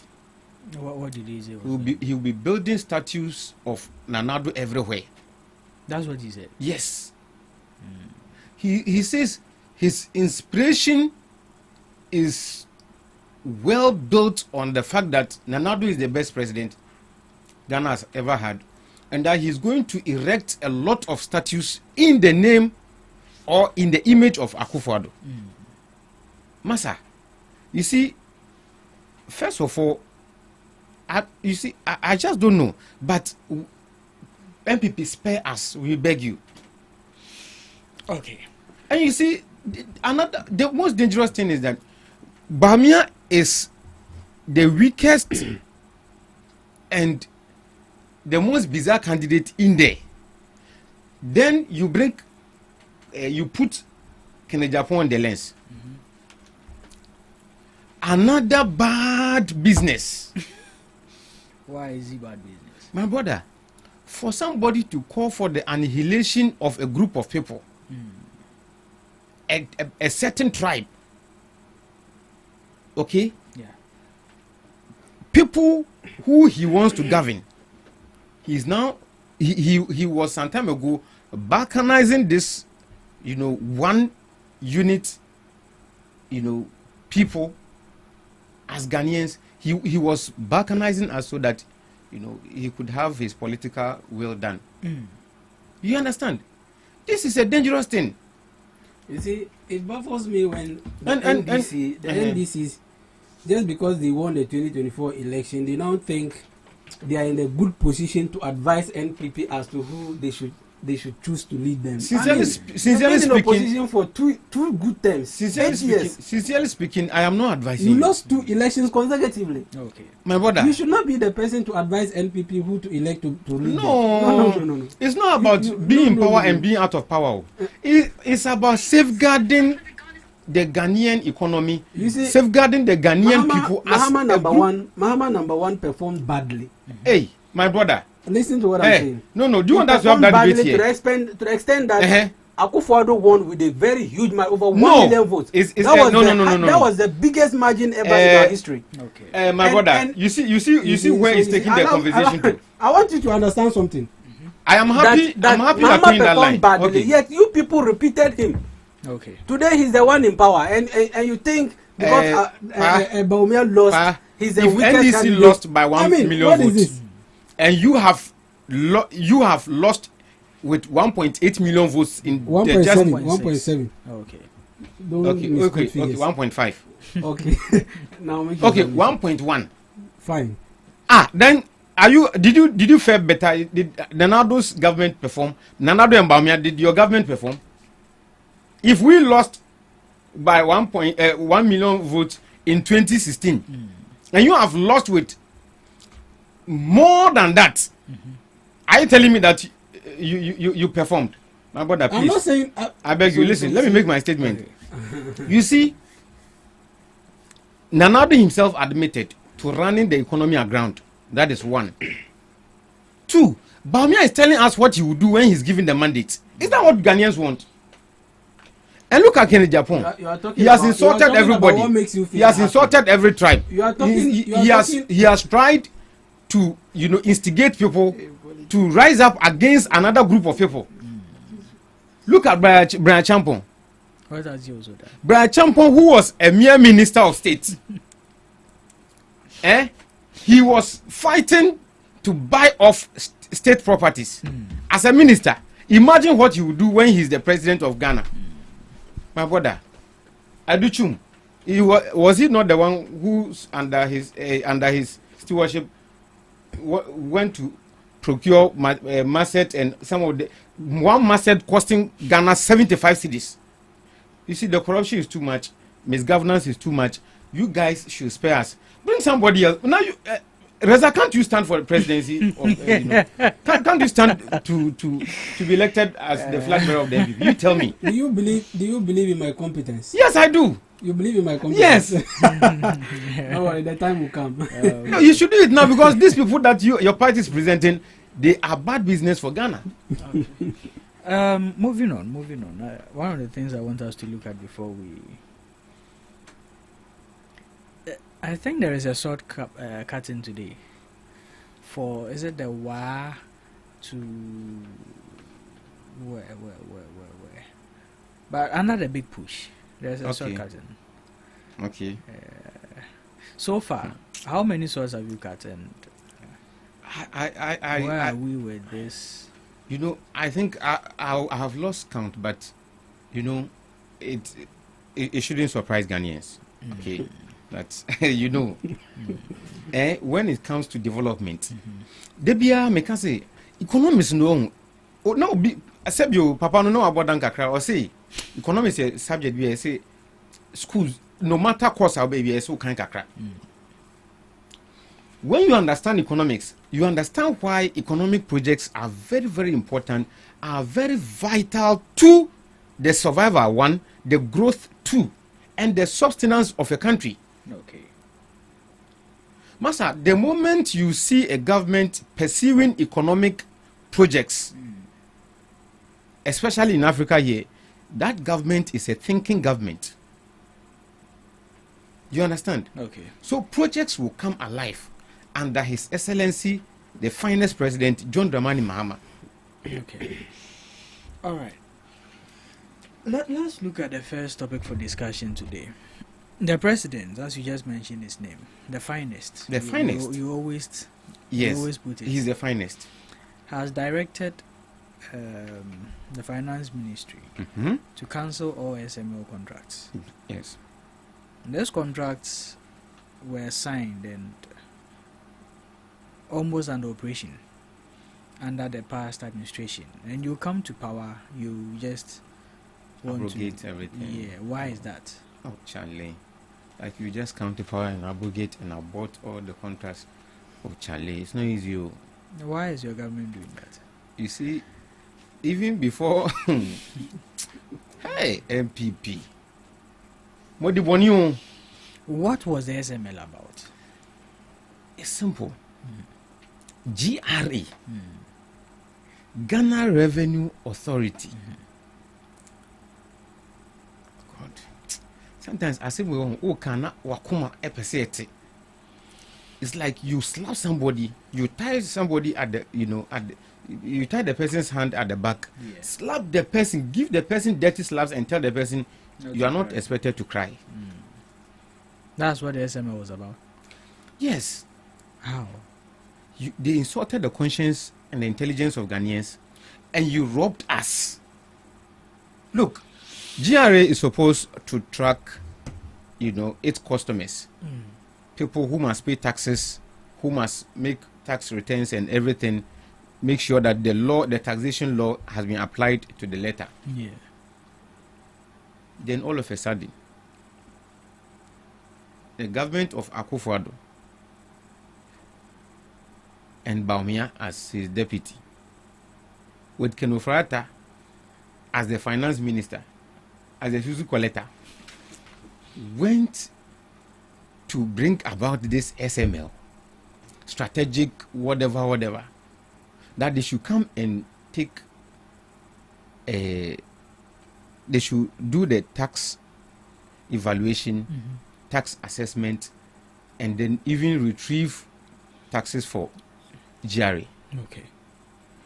Before they intended doing that, the auditors in GRA said, "Oh, with this thing we are doing it already. We don't need it." Okay. Are you the bosses here? We say we need it, and you are telling us you don't need it. These guys went ahead, gave the contract to SML under dubious circumstances. They didn't go through procurement law. They didn't go through the procurement. It is they are the people who brought about so and so procurement ministry. You get it? Okay. And they never went through procurement, procedures. Awarded the contract to SML. The strategic mobilization. Mobilization, something. And these guys chopped money. How? They came $141 million. But they came to collect the money for Ghanaians. So how did they chop money? And do you know that there wasn't any evidence to the effect that they actually collected money for the state? Yes. So, but in any case, was it a duplication of duty or what? Because these people, the GRA auditor said, "Oh, we are already doing this." Okay. And do you know what? In fact, the SML, the directors themselves admitted that they were actually even using the same reports Yes. and documents that the GRA had. They told you we are doing it already. Why do you have to go and employ another, private people to do the same thing they are doing? You see the problem? They chopped $141 million. How did they chop that? That's Yes. what I want to know. They were paid. State paid them for no work done. And paid additional 1.4 billion Ghana cedis. For what? They claim that they did some feasibility and whatever studies, and they in fact they had worked, so they deserved that amount. Massa, You see, sincerely speaking, we should fear MPP for who they are and what they are. How can you do such a thing to Ghanaians? Siphoning state, money. Like it's mangoes you go to pick under trees. Do you know what that amount could have done to GRA itself?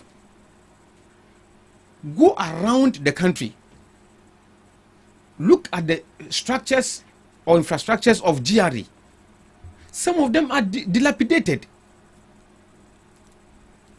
Have they resourced, even GRA itself, has it resourced itself well?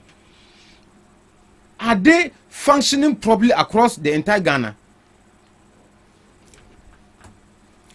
Imagine the Minister of Finance then, Ken Ofori-Atta, had injected that money into our budget.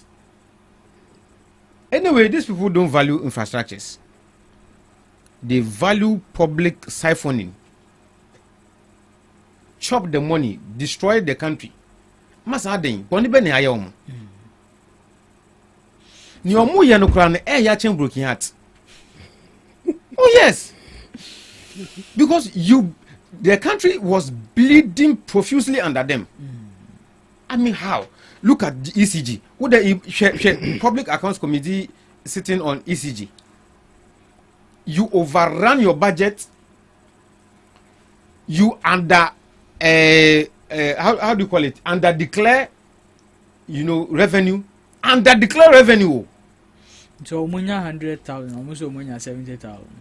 Na 30. Onu se ka adun kwa komu ye say omuni Ghana for check aka kwa ye. Omunya bebere kura chen Ghana. This, you see, the MP, the BIA make us say Ghanaians should know MPP. We should know our enemies. Masa, so they can't be intelligent enough to make money elsewhere, even with the offices, their portfolios they occupy. Unless state coffers boom. Okay. You see what has happened? SML is still defending, and Masa, some of these things, it is because they know that they can buy judges, as the former Auditor General said, that people will just go and buy justice, ensure that they stretch it long enough to reach their preferred political administration, so that they can make the issue a foolish one. Okay. You see, this is what these people, did to Ghana. $141 million. Chairman, and Jessica Kumao. Imagine this money had gone to the hinterlands in Ghana, the rural areas. Imagine the number of infrastructures in hospitals, clinics, schools, because schools are still being run under trees. Yeah. Schools are still being run under deplorable circumstances, deplorable infrastructures.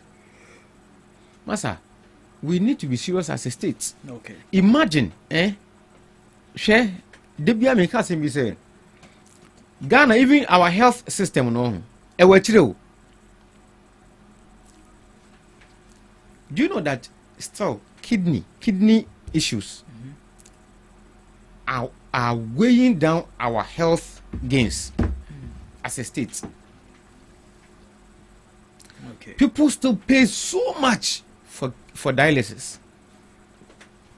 I saw the dialysis was made free under NPP. Dr. Baumian said. Who cancelled what? No. It was never free. This is not true. My brother, please. People cancelled it. Who cancelled what? Cancelled upon assumption into office. It is a lie. It is a lie. Look, people testified to this. No, Masa, Omobwa. You remember in the electioneering period? No, but I followed the news. People in the electioneering period, they said that it was free. Then the people said, no. We went to the hospitals, came back. Do you know the amount of money we paid? Somebody had to go to hospital for dialysis twice a week, and the person paid 400 cedis per visit. All these things were in the news. Okay. So don't tell me it was free. My brother, this is one thing the monies given to SML could have handled. Okay.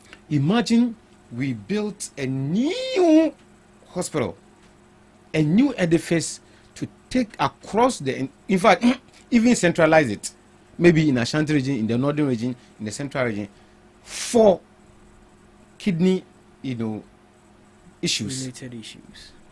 Imagine what benefit we'll get. You see, brain tumor, it is still affecting Ghanaians. And you see, if anybody should have brain tumor issues, the person would have to be on a waiting list.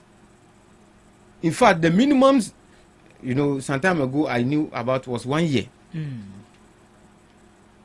We are still grappling with health issues. Okay.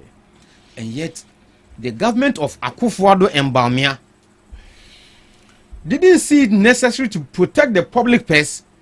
Since they came for the good 8 years, there's no single hospital they have built. There's no single hospital. Agenda There's 111. Massa, Agenda 111. When did they start and how did they leave it? Okay. Agenda 111 quarter at last, it was only present in books. Oh, but the NPP says that they are the ones who came to complete the Legon Hospital. Yeah. It's a lie. Oh. I remember vividly when they came, they were saying that okay, the hospital was set, is left with generators. And journalists told them that look, go there and see. They are generators. Okay. You understand? For good 8 years, you didn't build one single hospital. For good 8 years, you didn't build one single university. My brother, are you aware that in this country, it will be so difficult for you to find one secondary school built by MPP? One built by MPP. Okay. Not Akufo-Addo and Bawumia's government. Built by MPP. It will be so difficult. Okay. Aden.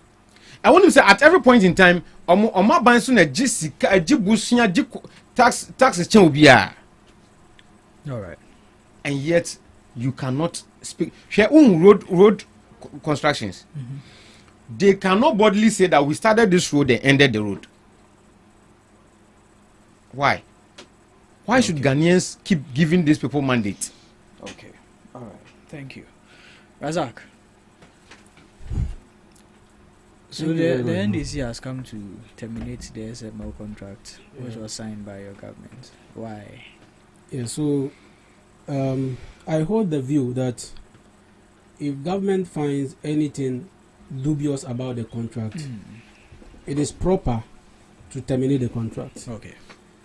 I mean, we all want the growth of this country, and anyone that is benefiting unlawfully should be brought to justice. Okay. And so, moving on, my investigation and what I have, gotten about this SML contract, it shows that the contract was to the effect that the SML, they were to ensure that the revenue leakages at the downstream petroleum sector was kept. Okay. That is what they sought to do. And this is a report that I would like to read from, because this is not something that you can just state. So I would beg you to give me some time. All right, I'm giving you the time. Yes. So performance of downstream petroleum sector before this contract was signed. And this is what they say. Prior to the engagement of SML, GRA operated a manual system for measurement of fuel in depots. Measurement of fuel in depots. They used a manual system. The use of dipsticks for measurement, I'm sure we are familiar with this, was archaic. And sometimes officers have to travel on top of the tankers to measure the quantity inside there. And so this is what they used to do. Now, after the engagement with Elsamo, oil deposited by the bulk oil distributing company in the depot is measured by Elsamo with the aid of sensors installed. On the depot. So at this moment, or after the contract has been signed, the SML brought sensors to install them in the depot to measure the quantity instead of using the dipsticks to measure. This is one thing at the petroleum, downstream petroleum sector. With sensors, they measured with sensors. During offloading from depot, SML again measures all the various liftings of oil marketing companies. All the various liftings of oil marketing companies. That means service providers will come and then they measure everything before it's taken out through these measures and stuff. Sensors and stuff. Okay. And this is the effect of what the contract brought. Because I don't want to waste my time on this, so I'll go to the specifics of it.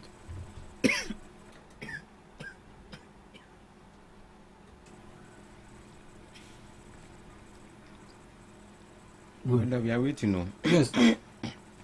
The work of SML over the period has led to significant increase in figures reported in the downstream petroleum sector from an average of 350 million liters. From an average of 350 million liters per month in 2018 and 2019 to 450 liters per month from 2010 to 2020 to 2021. Okay. From 350 to 450. Okay. That shows an increase, right? Sure. Good. This represents over 33% increase in volume. Over 33% increase in volume, reporting an average of extra 100 million liters per month at a levy rate of 1.44 pesos. The extra revenue variance gained from the 2 years will exceed 3 billion. 3 billion cedis. The performance is attributable to many of the introductions of incomes by the SML systems. Okay. So this is what the contract sought to do. Revenue assurance and ensure. And the last time I made it clear that the contract basically was to ensure that SML helps Ghana Revenue Authority to, get more revenue. Okay.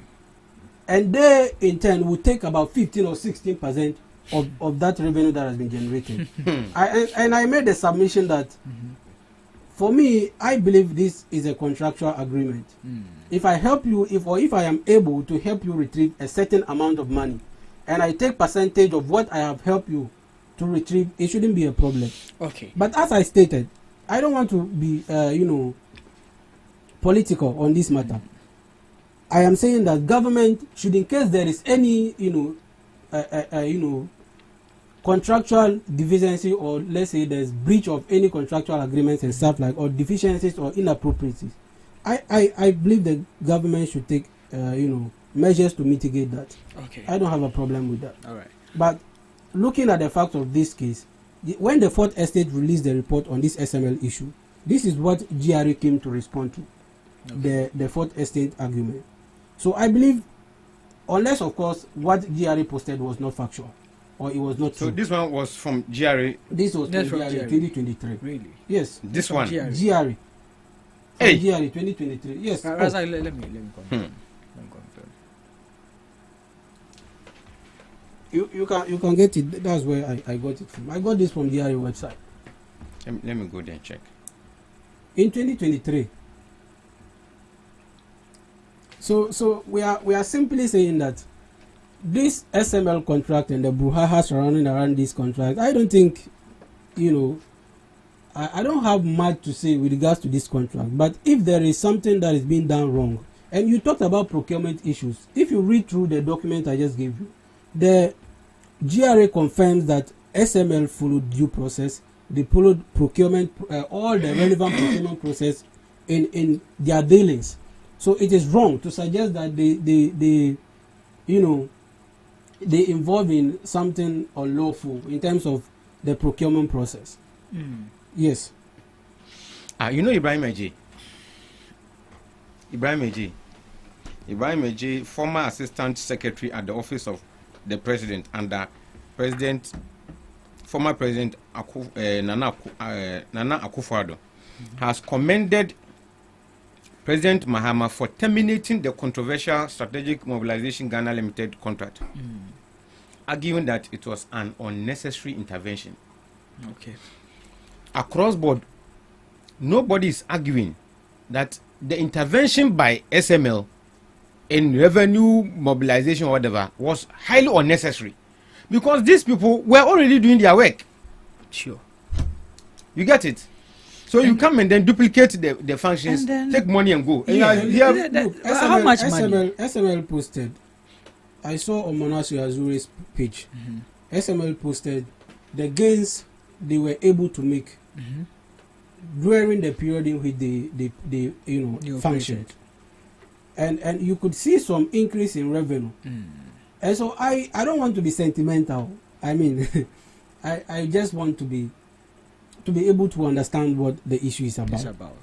So for now, you don't really see anything wrong with. If indeed they breach the process that leads to how they function and stuff, and the president terminates their contract, I don't have a problem with it. Unless, of course, it is now moving from the issue of interest of the state to a political witch hunt or targeting. And is that what you think this is? I believe it has some elements of that. Okay. And this is why I say this. Okay. You have OSP, who, when he was appointed into office, was the most, should I say, dysfunctional. He was the most silent. He never ever tried to prosecute even one person. And as soon as MPP left office, he now gains his ground. He thinks, I don't see if you are someone who is principled in your stance, I don't think this is how you operate. Okay. I mean, you could have done whatever you needed to do whilst MPP was in power. But have you regardless of the fact that, let me make my point, regardless of the fact that you might get sacked. Okay. Unless, of course, you value your stomach more than doing what is needed for the public. Do you think now he's working with his stomach? I think so, because he's moving in a way to ensure that he doesn't get sacked. Okay. Exactly, this is what he's protecting his stomach. Okay. Instead of the interest of the people. And that's what happened. Even before NPP left power, I believe he could have done something wrong if indeed he felt the contract was dubious. Okay. He could have done something. Right. But he was silent, isn't he? Yes, he is. He was. He wasn't silent. He was. Wasn't he silent? He was silent. You see, he never did anything. OSP, what has he ever done? Has he ever prosecuted one person? No. But he did mention that he wasn't allowed to, function as. My brother, so you say it and resign as a principled kind of person? No. Yes. You see, let me be honest. What happened with Martin Amidu? What did Martin Amidu do? What did he do? He resigned because he believed he couldn't work in that kind of capacity. President Akufo-Addo shot himself in the foot by establishing the OSP to malign and run down the NDC. To be honest and sincere with you, Kisie Jabin is working. Look, I don't know. Even though my party people, will disagree. You are interrupting me. I don't know whether it's I know that my party people will disagree because I think the past week they were agitating and some of them were calling for the scrapping away of that office. Look, President John Dramani Mahama should not make the mistake. He shouldn't err to scrap that office, off. Okay. And the men and women in there are working diligently. Look, Kisie Jabin is a fine character. He was very tough under Akufo-Addo, the very government that put him in the office. And today he's still tough. I believe he I really admire the man. I'll let you go. And I admire the people helping him. Like Albert Akrugu. These guys are solid. They know what they're about. Okay. Hey, Masa. All right, Razak. The OSP is functioning properly. AP, when you were speaking, I could see myself silent. And I realized I was quiet.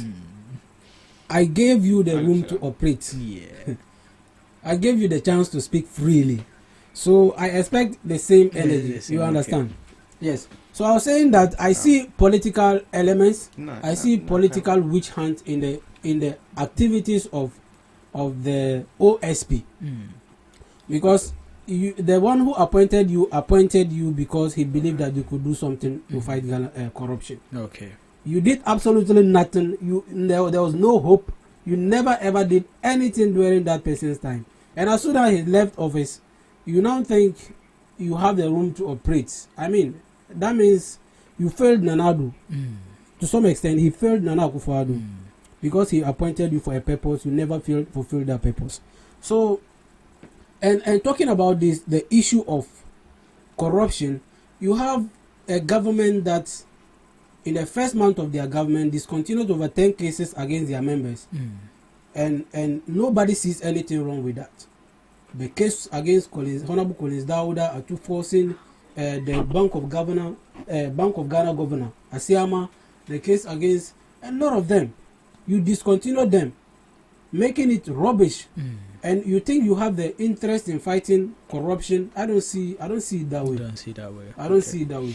So we are saying that the OSP, he must at all times act in the interest of the state. Okay. I mean, put the stomach issue aside and work for the country. No. All right. Please. I think you should not say that. You when you do that, you are denigrating the office of the special prosecutor. Look, don't say that. Don't say that. This is a personal belief that I have. No, but you can't say he's working with his stomach. Because of the fact that he never tried to prosecute anybody. He has done that. Government. No, yeah. So if you never did no, please. What it means now is that you are afraid that you. It is not true. Hey, my brother. So why was he silent? Didn't you hear? Why was he silent? It was under Akufo-Addo that he was very vociferous to the effect that your people started hunting him. Yes, you remember he even came and sang a song. Keep your stance. If indeed they were hunting him, keep your stance. He's still keeping his stance. He wasn't keeping his stance. Hey. He wasn't keeping his stance. Never. Because you would have you know that if you think no. He is not like Matiamidu. He is not like Matiamidu. Let me tell you this. The guy is very diligent. I don't think so. Somebody I don't think so. Who was very tough against the very administration that appointed him. And you are saying that you don't think so? What has he ever done? What has he ever done? And I can tell you, majority over 80 to 90% of Ghana is the same there thing. Was an office called Office of Special Prosecutor because he never did anything. He did a lot. Okay. It was during his term, during Nana-Addo's term, that all these issues about Airbus scandal and everything were duly investigated. My brother, the guy has done well. The officers around him are helping him. They are doing so well. The Airbus scandal, was it not against opposition party? So let me tell you, the main essence, the main reason why Akufo-Addo established that office was to hunt, to politically hunt the NDC. I believe in regime accountability and post-regime accountability. Okay. So if you are appointed for a purpose, you are appointed for, the issue of dealing with corruptions, you are unable to do that to the government that appoints you. My brother, no, as soon as your government established that office to hunt, to which hunt the NDC. It was not meant to hunt the NDC. No. What did Matiamidu say? The first special prosecutor you guys put in office. I'm telling you that if OSP indeed used the office to hunt the opposition, then he failed. Okay. No, so he didn't. Failed. That is why he didn't. He failed because that is why he didn't. The purpose of the office. And I'm saying that is why he didn't. The office is to fight corruption, regardless of who is involved in the corruption activities. Right. So you cannot tell me that. And I make sure say anything at 1 year, 1 year. Do you know that they wanted to take him out? No. If he didn't do it, then it means his competence is in doubt. Why? Yes. To which hand? His competence is in doubt because he was supposed to which hand? He was unable to do it to the government that appoints him, and the government that did not. So you should apply it. The standard should be straight. Apply to everybody. If I'm getting you right now, you just said something that what he's doing now it has elements of witch hunting. Yes. Now the government that appointed him are out of power. Yes. And now he's operating. Now you think he appears to be operating. He appears to be operating. Yes. Okay, that's fine. So meanwhile, when we're in power, you never did any key issue against the NPP in power. So what were you thinking? Okay. I mean, ordinary any person of sound mind would think that look, you were afraid of getting sacked. And by extension, you fear that your stomach would have, I want to ask you. So this is my point. I believe in. I stand by that. Are you saying as we speak, or he's turned his guns on the MPP? Is that what you're saying? That's what he's doing. Exactly. Who in the MPP is he prosecuting at the moment? So in the NDC, sorry. Who in the NDC? So nobody. My brother, are you aware that over the week his office went to Dr. Sledge's house and made some confiscations? Maybe you want to tell me Dr. Sledge is an MPP guy. Okay. What did they do over there? They had to go and do their work in his house. What did they do over there? You can't tell. You can't ask that question. Go and find the details. You get my point. Okay. Please, let's not malign that institution. You just blew it into men and women of integrity are in that office. They are working. Me, do you know? Even my party people. If I open our group, you know, you understand the line of argument they are making.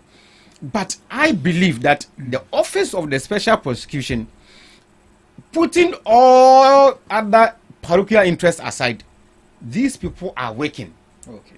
Masa, I pray that the other anti-corruption institutions work like the OSP. Okay. My brother, what are you talking about? OSP declares someone fugitive of justice, and when they are asking that is your pain. When they are asking for a docket to extradite the person, you are saying that they should give you time. Yeah. So now, my brother, you see the double standards. On what basis did you declare the person? So you see the double standards. If you don't have the facts enough, my brother, you see the double standards. This is what has been going on in the NDC. The double standards of the MPP is bizarre. Now you are crying that he's rich hunting the MPP. In the same vein, you are also making the point that the government says he should bring docket.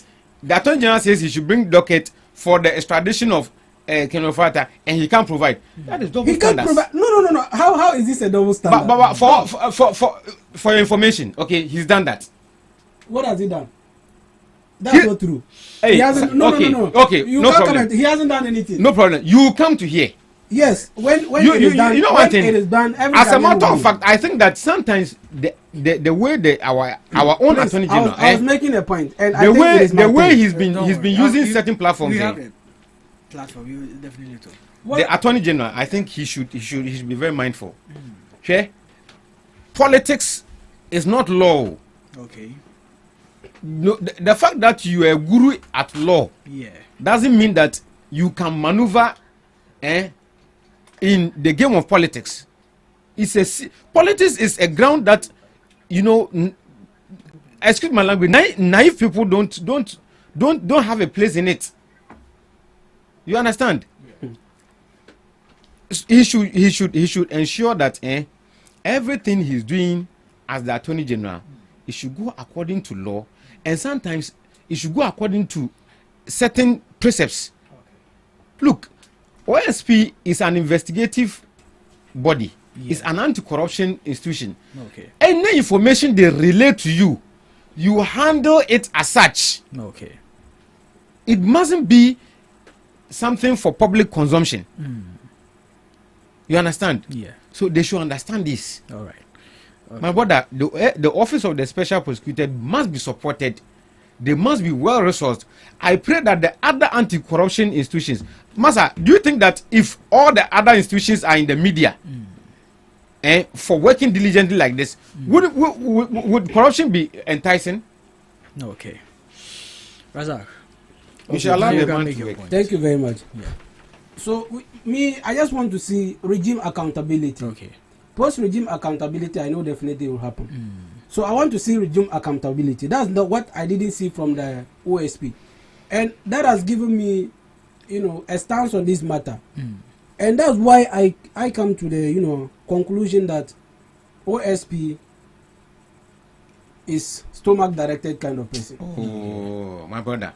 Yes, because he never did any regime accountability. What he did is only, and what he's doing now is post-regime accountability. That's not what the office of the special prosecutor is meant for. Okay. So we want to see regime and post-regime accountability, as simple as that. And we are saying that do not come to the media to declare someone guilty of an offense unless you have your facts ready. And when you have your facts ready, go and do that in court. Okay. You don't come to the media accuse people, lay accusation, declare people guilty of offences. And this is what the AG is also doing. The Attorney General, you come and organize press conference, accuse people of crimes, and when they ask you to charge them in court, you say they should give you time. So on what basis did you declare them guilty of such offences? I agree with you. You don't do that on the media. I agree with you. I mean, go to court. That is uncalled for. Okay. Yeah. You damage reputation of people based on assumptions. Okay. And you see, Dumalovo, a member of the oral committee, came out to tell us that the investigations or the documents that was sent to the presidency, I always like to measure because it's a huge one. It contained rubbish. That he said there were a lot of rubbish contained because, I mean, convince me to believe how you'll be able to come up with factual arguments that can stand the test of time in court by assumptions or allegations that you ask the general public to bring to you. I mean, it doesn't make sense. Okay. That's why we're having difficulty in prosecuting what in prosecuting the people we allege to have done something wrong. And the 21 billion that Ora said we are going to recover. Look, Ghanaians are looking up to that. We are looking forward to seeing that 21 billion. That statement by it can do a lot. My people in the village, please allow me. My people in the village, we have issues. And 21 billion, we need the 21 billion. We need it. So first of all, demand the $141 million given to SML. Demand that one first. The $21 billion can do a lot for my constituency. Okay. So we're looking forward to that 21 billion, and we expect Ora to deliver on that mandate. Okay. They should stop Operation Recover Some Loot and do Operation Recover All Loot. Okay. Communal Dufour's case, Attorney General said the man should bring 60% and take 40%. That is improper. Morally, it doesn't sound well. Okay. That someone has stolen state money, you've recovered 60% of the money, ask the person to go and eat the 40%. Misappropriation of state, yes, he stole state money. Okay. All right. I know that you are ready here for court. You want to face court, so you can go ahead. If he did not steal the money, on what basis is he supposed to return 60% and keep 40%? As a stakeholder in Ghana Talk Show, by virtue of my relationship with Pa, we as a station, we take ourselves out of. I mean, you're not part of the station. We exempt ourselves from the statement you are making. You are a communicator, and that's what you are. You are a political I don't want to wake up one day and my boss Pakwisi is not here. See, what I'm saying. Those my beautiful girls out there. So what I'm saying is that, crew, but I tell you, you cannot ask someone who did not steal or who hasn't stolen state money to bring 60% of what. Okay. I mean, okay. So what it was points to the fact that meant for? Like, he stole some money. Okay. How did he steal and this 60% of that money was recovered by the AG. So we are asking why the man, or the legality of why he should take 40% of the money from the states. Okay. I mean, we are all Ghanaians. Me, if I get that some of that money, it will help me, right? So why must he take that money? He should give it to the state. Give it to the state to give back to us in a form, you know. Right. So that's wrong. Okay. I think yes. So that's you have truly shown the colors of the MPP. Our Galamsey fight. I don't know. Probably we are heading somewhere now. Oh, my brother, I told you. One of the things that personally I've been looking up to, I've been looking forward to, has been the revocation of the LI. And I think 2462 or so. Yeah, LI 2462, yes. And it's finally been. But I heard people say, Achadodo, it's too late for that. I mean, it's a law. It took time to. Yeah, it has been laid to Parliament for revocation. So. Is it my turn to talk? You just finished talking and you want to talk again. Okay, maybe. Okay, you want to talk? I mean, talk. If it is my turn, I would continue. Okay. Yes. So, the issue of revocation of the LI. I don't know why AB is laughing, but I'll make my point anyway. The issue of the revocation of the LI. We've rooted for this. I specifically remember myself saying that the LI should be revoked. And I still maintain that stance. Now it has been laid before Parliament for revocation. That's a nice step. But beyond the revocation of the LI, I want to see the party's commitment or the government's commitment to really ending Galamsey. Because revoking the LI does not stop the Galamsey automatically. Yeah, No, it does it's not. just one side of it. It's just one side of the issue. And you see, it is improper to lay LI before Parliament for revocation and then turn around to go to attack the NEMOS officials for, helping you fight Galamsey. Oh, who attacked them? Oh, you didn't see that just yesterday? Really? Who attacked them? I'm telling you, Honorable Collins, that it is NDC official, kingpins of Galamsey. So now we are seeing the kingpins of Galamsey. When NPP was in power, they accused NPP of all the forms of Galamsey that we experience in this country. Today you have NEMO's officials being attacked by members of parliament. They brought troops. Where? You didn't see. Go to Erastus Asari Donko's page. You see it. Attacked by they brought hoodlums to attack the NEMO's security officials just because they tried to maintain the fight against Galamsey, to ensure that our environment is kept safe, to drive away these environmental terrorists, and because of, I don't know how to put it. I mean, it is this painful. was done by NDC. You won't know how to put it because you are lying. And look at this. These are the two MPs involved in this issue. Honorable Collins Dauda, Member of Parliament for Asitufi South. Honorable Ebenezer Kwekwado, Member of Parliament for Asitufi North. These people brought hoodlums to attack NEMO's security officials at the site because they were fighting. They are fighting people who are doing Galamsey with excavator. Yes, go to Asari Donko's page, you see it, and this is the report. Yes, this is the report. You can begin here. No, let me come. Let me get you the exact one. Oh, I haven't heard anything of that sort. Oh, look at it. There are two. You can even read. Oh, okay. So you see, the government that promised to fight Galamsey, they said they were coming to fight Galamsey. But you see, this does not come as a surprise to me. Razak, yes, this is not Erastus. Yes, that's not Erastus, but you can see that. But you can check on his page. Check on his page. Factual. This is a very big platform. We don't like those things. It is not just one person that posted on this issue. A lot of people posted on it. Go to Erastus. You have a phone. You are free now. Go to Asari Donko's page. You will see it. Really? Yes. He has to take the chief to save the security personnel. I mean, what is this? What are we doing to ourselves? Wow.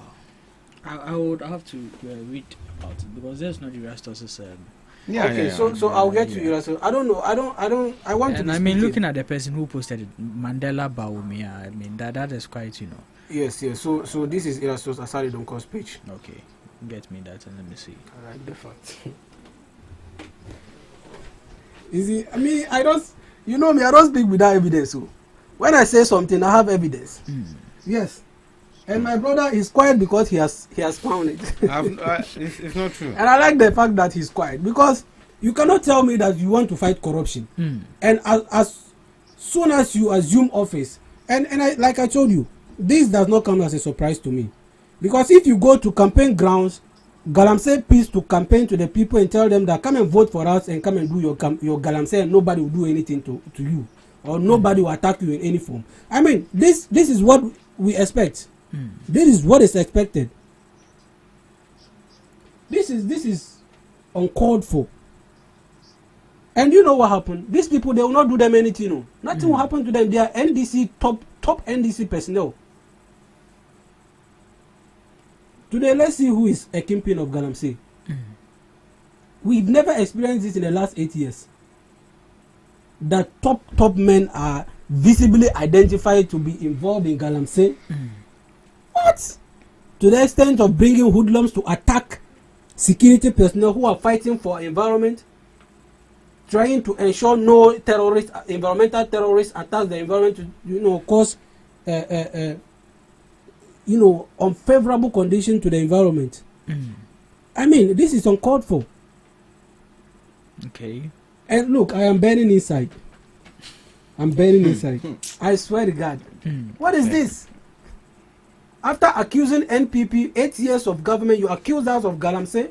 You accuse us of, involving in all forms of galamsey, destroying the environment to the extent that Sami Jemfi told us that, look, we are not coming on the board to do any agreement with regards to the fight against galamsey. We are not coming on the board because we believe you are those doing the galamsey. So we don't want the galamsey syndrome to, affect us. We don't want to be attached to it. We don't want to be seen meddling with people who are galamseyers. That's what Sami Jemfi told us. You called for declaration of state of emergency every day. Honorable Sami Okujeto Ablakwa. Yeah. Honorable Haruna Idrisu. Honorable Lance Minister right now. Your Lance Minister, what's his name? You called for state of emergency. The lies. And today you are in office and your big men, your members of parliament that should be protecting the environments are those doing the galamsey, and nobody saying anything. What are we experiencing? What are we doing? What do we want as a nation? What is this? Oh, I feel really bad. Really, really bad. I'm actually reading the story and yes, it's quite very bad, bizarre. Please, I mean, can I get the story? Can you read it? So that see. Okay, let me begin reading it. Okay. I think our audience should give us this time to. And we all know who Erastus is. So if Erastus has come out with a report, we need to take it as it is. Yes. Now, Erastus is about some 10 hours ago. So we are looking at just yesterday. Director of Operations of NIMOS attacked by tag led by a certain member of parliament. The story goes, on Saturday, 1st November 2025, the Director of Operations of the National Anti-Illegal Mining Operations Secretariat, NIMOS, accompanied by 10 soldiers, conducted a reconnaissance mission in the Ahafo region. The objective was to identify a suitable location for the permanent deployment of a NIMOS field task force, in line with the Secretariat's strategic plan to sustain anti-illegal mining operations. While traveling along the Guaso to Shidiem highway, the director's attention was drawn to an excavator engaged in mining along the roadside near Brunikrum. The team diverted to the location and apprehended several individuals actively mining. The director instructed the suspect to refill the pits they had dug to prevent further environmental degradation. The director then ordered one of the arrested persons to call the site owner. The first individual to arrive identified himself as a defense intelligence representative from the Ahafo region. Shortly after, an individual named Alex arrived in the Toyota RAV4, arrogantly claiming ownership of the site. Another man arrived later in a Range Rover and was also arrested. While at it, the NIMOS Field Task Force set ablaze shelters used as offices and shelters by the illegal miners. A search of the suspects' vehicles led to a shocking discovery. The team found one Smith & Wesson pistol, 2 pistol magazines and 21 rounds of 9mm ammunition, 12 assorted mobile phones, a black side bag, cash amounting to 11,000 Ghana cedis, 1 power bank and a Lexus ignition key. While arrangements were being made to convey the suspects to the Shidiem police station, the Member of Parliament for Asutifi North, Honorable Ebenezer Kweku Ado, arrived at the scene with several tasks. The MP indicated that he was sent by Honorable Collins Dauda, MP for the area, and demanded that the director releases the arrested kingpins, including a Burkinabe, immediately and remove their handcuffs, arguing that he did not want the locals to see them in handcuffs. The director politely declined the unlawful request, maintaining that the arrests were appropriate and that the right procedure be followed through the police. Subsequently, the MP and the thugs became violent and forcefully snatched the handcuffs keys from one of the soldiers and took the handcuffs off the kingpins before chasing the NIMOS team whilst going to the police station. This is bizarre. Upon arrival at the Shidiem police station to lodge a report and hand over the suspects and exhibits, a crowd of about 600 people from Shidiem and nearby communities surrounded the station. The mob, incited by Honorable Ebenezer Kweku Addo, demanded the immediate release of the arrested suspects and seized vehicles. They warned that they would discipline the soldiers if their demands were ignored. The situation quickly turned more violent. The director of operations, Toyota Hilux, was vandalized, and the mob threatened to burn down the police station, even when the MP was reminded to call his mob to order. The tense standoff created a serious threat to life and property, placing immense pressure on both the director of operations and the police officers on duty. Responding to a distress call, Chief Superintendent Prince Odum Kodua, the Ahafo Regional Crime Officer, led the 50-member regional task force headed by Inspector Ofosu to reinforce the local police. They were supported by Superintendent John Atanga, Divisional Commander for Gwaso, Superintendent Opoku Yamwa, District Commander for Kenyase, and other senior officers. Even with the reinforcement, the atmosphere remained extremely volatile. The Zongo chief of Shidim, Alhaji Mohammed Bashiru Zarichi, stepped in and appealed to the crowd to remain calm. However, as night approached and power went out, tensions heightened further. To prevent bloodshed and protect lives, a joint decision was made by the police, the military, and the Zongo chief to release the keys to the seized vehicles in order to calm the crowd. The Zongo chief then offered his Toyota Sequoia 4x4 to evacuate Colonel Bua, the director of operations, and his officers to safety at the New Mon site in Kenyase under police escort. During the evacuation, the soldiers were physically attacked and the chief's vehicle's rear windscreen was shattered. Thankfully, no injuries were recorded. The director of operations described the MP's actions to influence the release of the suspect as unfortunate and a serious obstruction of NIMOS operations, and emphasized that the fight against illegal mining requires all citizens, especially influential figures in the society, to act on the side of the law, not to shield offenders or incite rogues to obstruct justice, as happened at Shidim. Meanwhile, the NIMOS officials, including the director, were all safely escorted out of the chaotic situation unharmed, due the professional and tactful management of the crisis by the director and the Shidim Ahafo police. NIMOS remains poised despite the unfortunate incident and wants all Galamseyers to desist from any such acts in the future. The director of operations reiterated that the effort to combat illegal mining will continue regardless to help clean Ghana's waters and forests as well as restore sanity in the mining space. AB. Yes, sir. I have read it. Yes. It is genuine. As a matter of fact, I think that some of these matters, people like me don't take it lightly. Sure. It's definitely it will take the commitment of the central government led by the finance president, His Excellency John Dramani Mahama, to exact sanctions. You understand? Ensure that people who are complicit or who are found culpable in this nonsensical stuff will be dealt with, regardless of their position in the helms of affairs or in the society. You cannot be fighting government for doing what the people mandated it to do.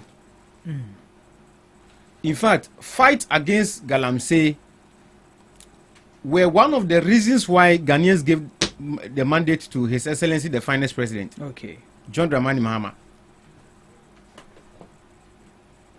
So if you're a member of parliament and particularly you belong to the NDC and you want to counteract what the central government is doing, no, this is uncalled for. This is this is working against the state. And you know what is bizarre? Especially people who are supposed to be making laws for the state. You understand? Yeah. So, honestly speaking, I want the chief of staff, okay, to rise up, help the president.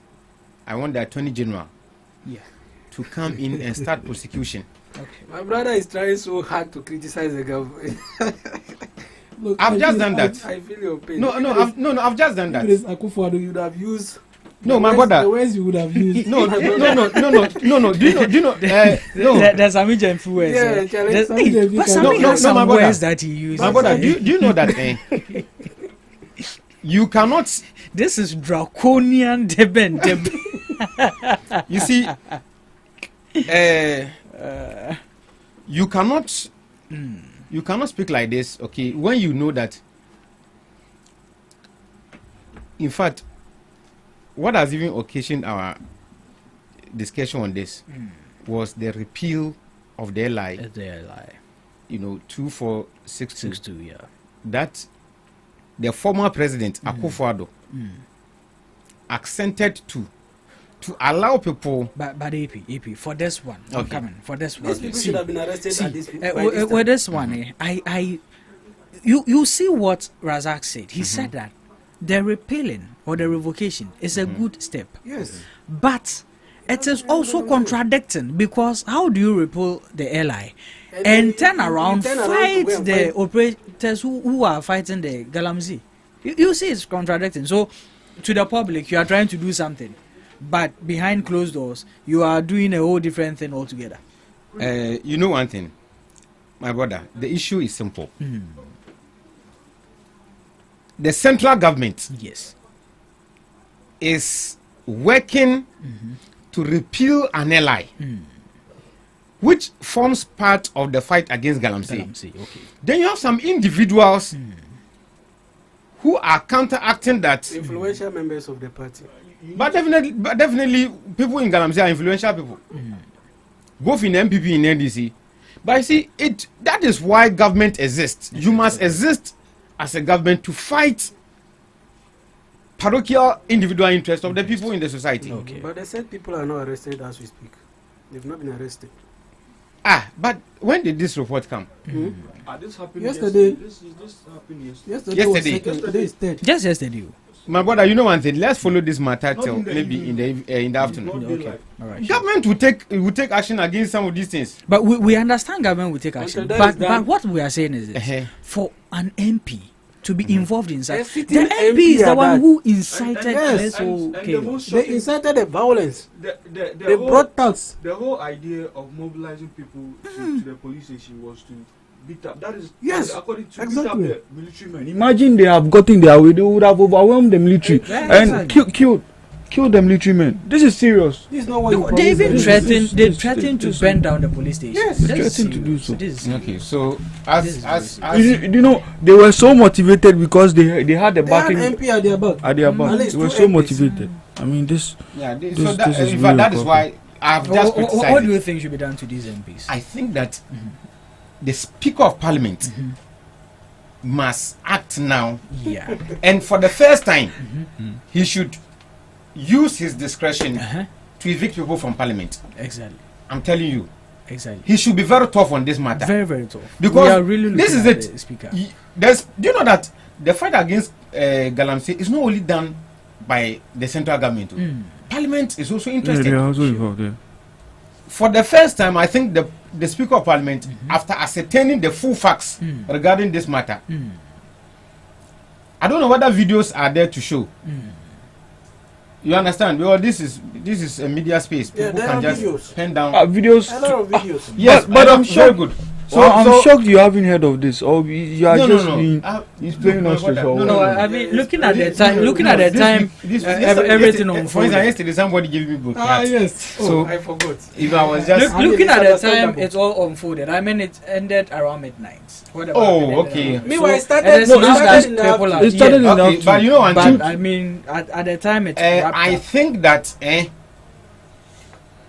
his I don't know, the Speaker of Parliament, Alban Sumani, Kingsford Bagbin, on Fanny Nancy form.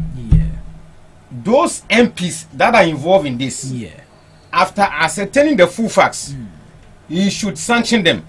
Either sack them from Parliament for new for a by-election to happen. I think that's the best thing to do. Stop hovering around the issues and nail it.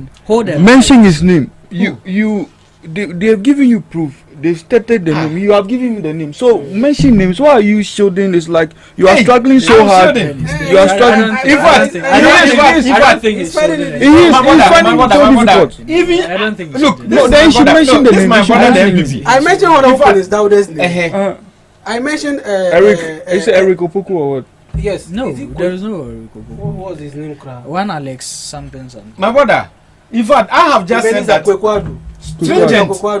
I have just mentioned that stringent and very tough sanctions should be meted against them. What else do you want me to say? Against them who? The MPs who were involved. You see, they should not escape this. They should not escape sanctions for this thing they are doing. You see, that is raising unnecessary, bravado against state machinery. Look, soldier crown uniform. You should have some respect for it. Yeah, so we want you to say that sanctions should be meted out to those NDC MPs who are involved in the galamsey. So I should just say I should add NDC MPs. Yes, so we know it is. So we know. It is we know what we are talking about. They are MPs. They are members of Parliament. NDC, and are you aware that as it stands now, as long as parliamentary duties are concerned, you don't have NDC MP, you don't have MPP MPs. They are all MPs who sit. This one is not parliamentary. To ponder over galamsey issue. Important issues. This is galamsey issue. Okay. So galamsey issue. You don't have no qualms mentioning or stating what you are saying. Okay, let me rephrase. The Speaker of Parliament should sit. He should be very tough on those NDC MPs who are going contrary to central government directives, who are going contrary or are counteracting government's effort towards fighting galamsey. In fact, I believe that the party should sit on this matter, denounce those MPs. The party are right. Look, they should have done something should happen to them to serve as a deterrent. And that will also bring back the faith Ghanaians have lost in the fight against galamsey. Yes. If this thing is done, I think. And if their ministers holding positions, they should lose it straightforward. They should lose it. They should lose it. And if their ministers sitting, that's what you think. I think it will not happen. Because it just happened. Let's see how it yes. I'll be so glad to hear that. If they are if they double as galamsey pitch to promise them of free will to do galamsey once and NDC wins power, and nothing is done or nothing was done against such people. So today you expect that they will do something in respect of this issue or with regards to this issue. No, let's just see what happens. For me, I wish I was at the helms of affairs.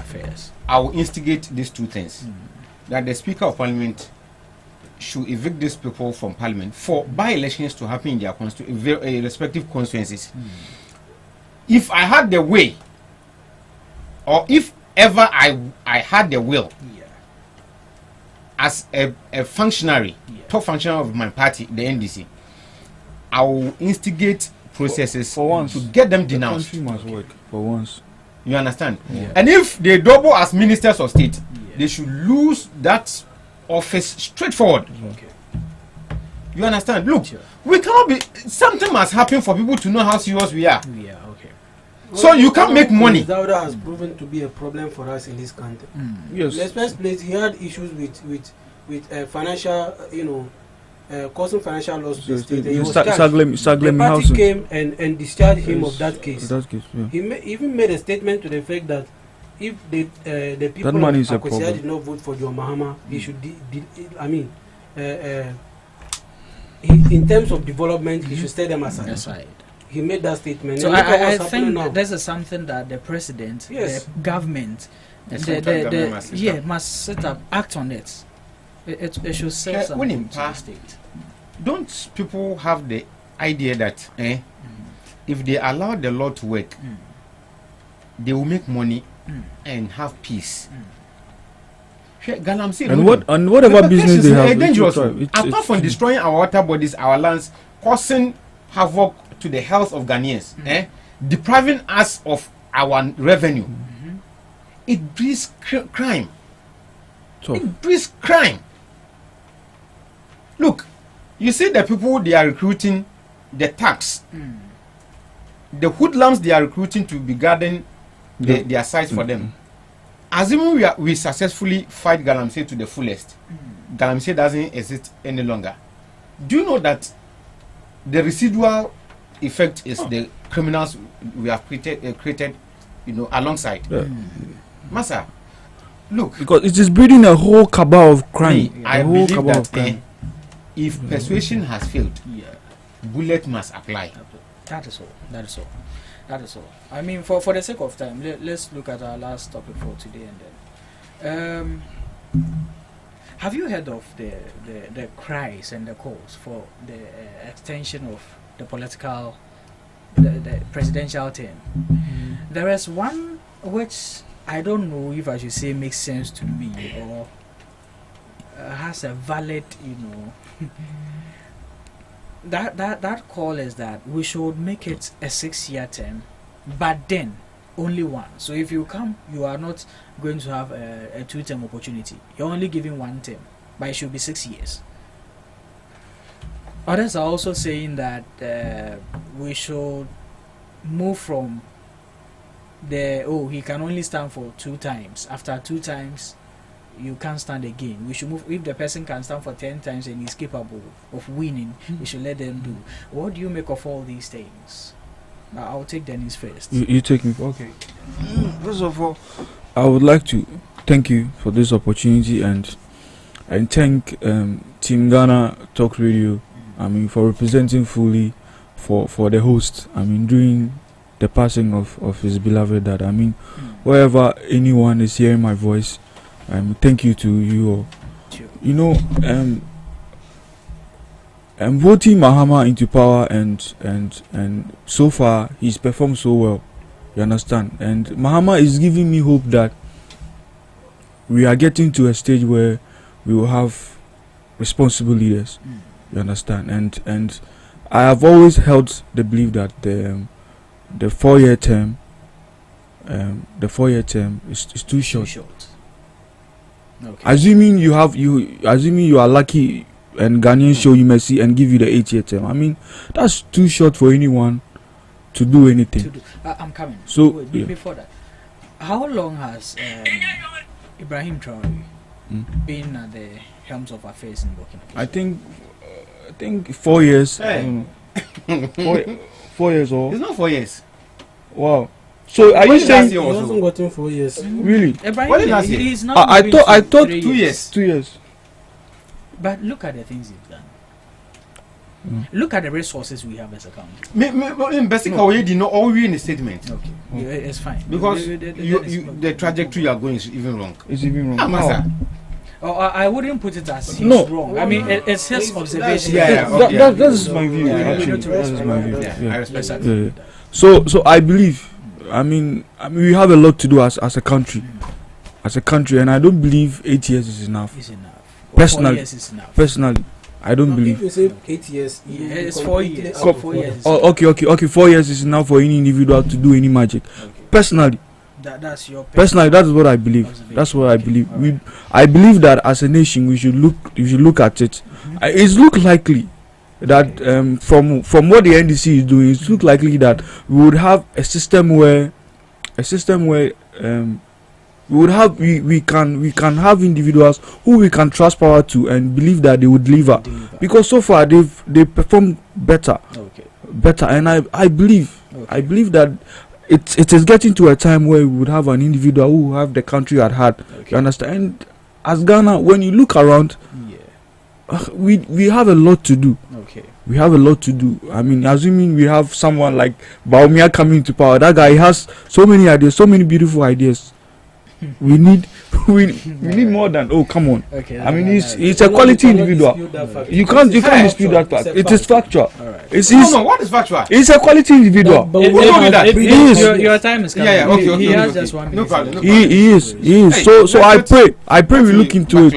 You know, my professor has been an advocate for this. That looking at what we have to do. Hey. We're looking at what we have to do as Ghanaians. I think 8 years is not enough. It's not 4 years is not enough for an individual. I mean, you can't do magic with 4 years. You need at least undistractable term of 6 years or probably more. It's better because as a country we need more. We need more time. I mean, to get things done. All right. That is what I believe personally. That's the belief I hold. Thank you. Dennis. Hey, I said Dennis. Razak. So thank you very much. Yeah. On the issue of the presidential term limit, Article 66 is clear that after you have served for first term, you have the opportunity to go for another term. So you have the opportunity to go for another term, making it 8 years in all.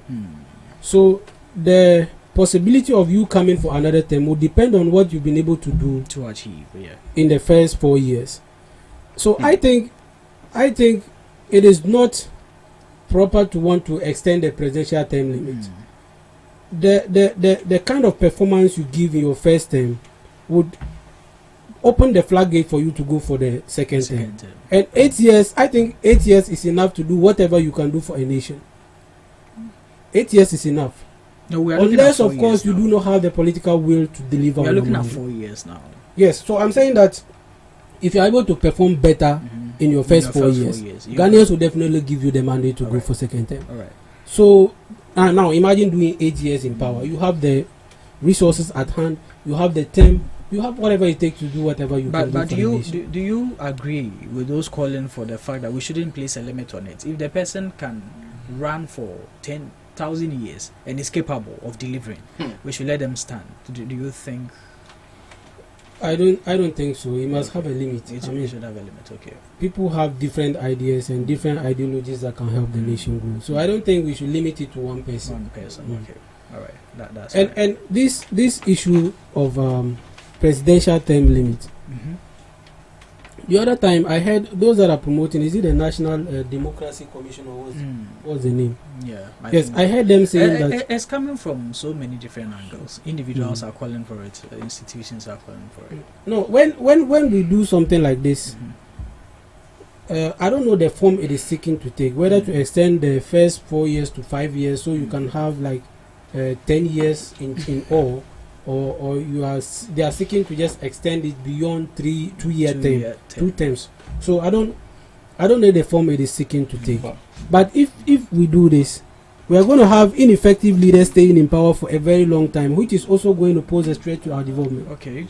So I don't think we should extend it. Okay.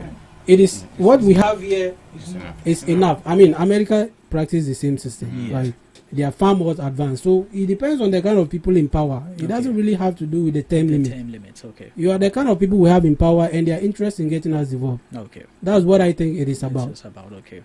All right. And they made a submission that Ghana and Nigeria are the only countries in West Africa that have this 4-year limit. So I think it doesn't have to do with the 4-year limit. We should focus on getting who is capable or competent enough to help us develop. We shouldn't take our eyes off this fact that we are at an infant stage in our development, in terms of our development. Right. We are almost at ground zero. Okay. You understand? So look at the history of America. How did they start? Okay. I mean, we have resources. We have all the resources we need. Evie. That's not true. Pa. Yes, sir. This extension of office term limits is problematic. Okay. I want to mention the problems first. All right, but you don't have that much time, so. Yes, producer, I beg you. We don't have that much time. It's Chief Utie, I say we are very delicate. Per the history that is available to us, extending power or office term limit to any person in Ghana. We cannot be fortunate to always have somebody like President John Dramani Mahama. My brother, I'm on the floor. Razak, I'm on the floor. We cannot always be fortunate to have somebody like President John Dramani Mahama. So if we err at law and give somebody a day in addition to that 4-year term, we will be in a serious problem. Okay. It's okay. 4 years is okay. When you come, make sure you don't create too much problems. Okay. Yes, work according to law. Don't create too much problem for your predecessor, who will come and also struggle to solve your own and also create his own. For the other person to come and also solve your own and create his own. We beg them. All right. 4-year term and additional 4 year is enough. 8 years. Kwame Nkrumah used only 9 years to take Ghana from scratch to an industrial economy. Moved Ghana from scratch to the industrial era. Only 9 years. Okay. Only 9 years. In this sophisticated modern world, where computer, AI, in fact, where the world has reached, is you can't fathom. 4 year and another 4 year is good. But you see, there's one political party.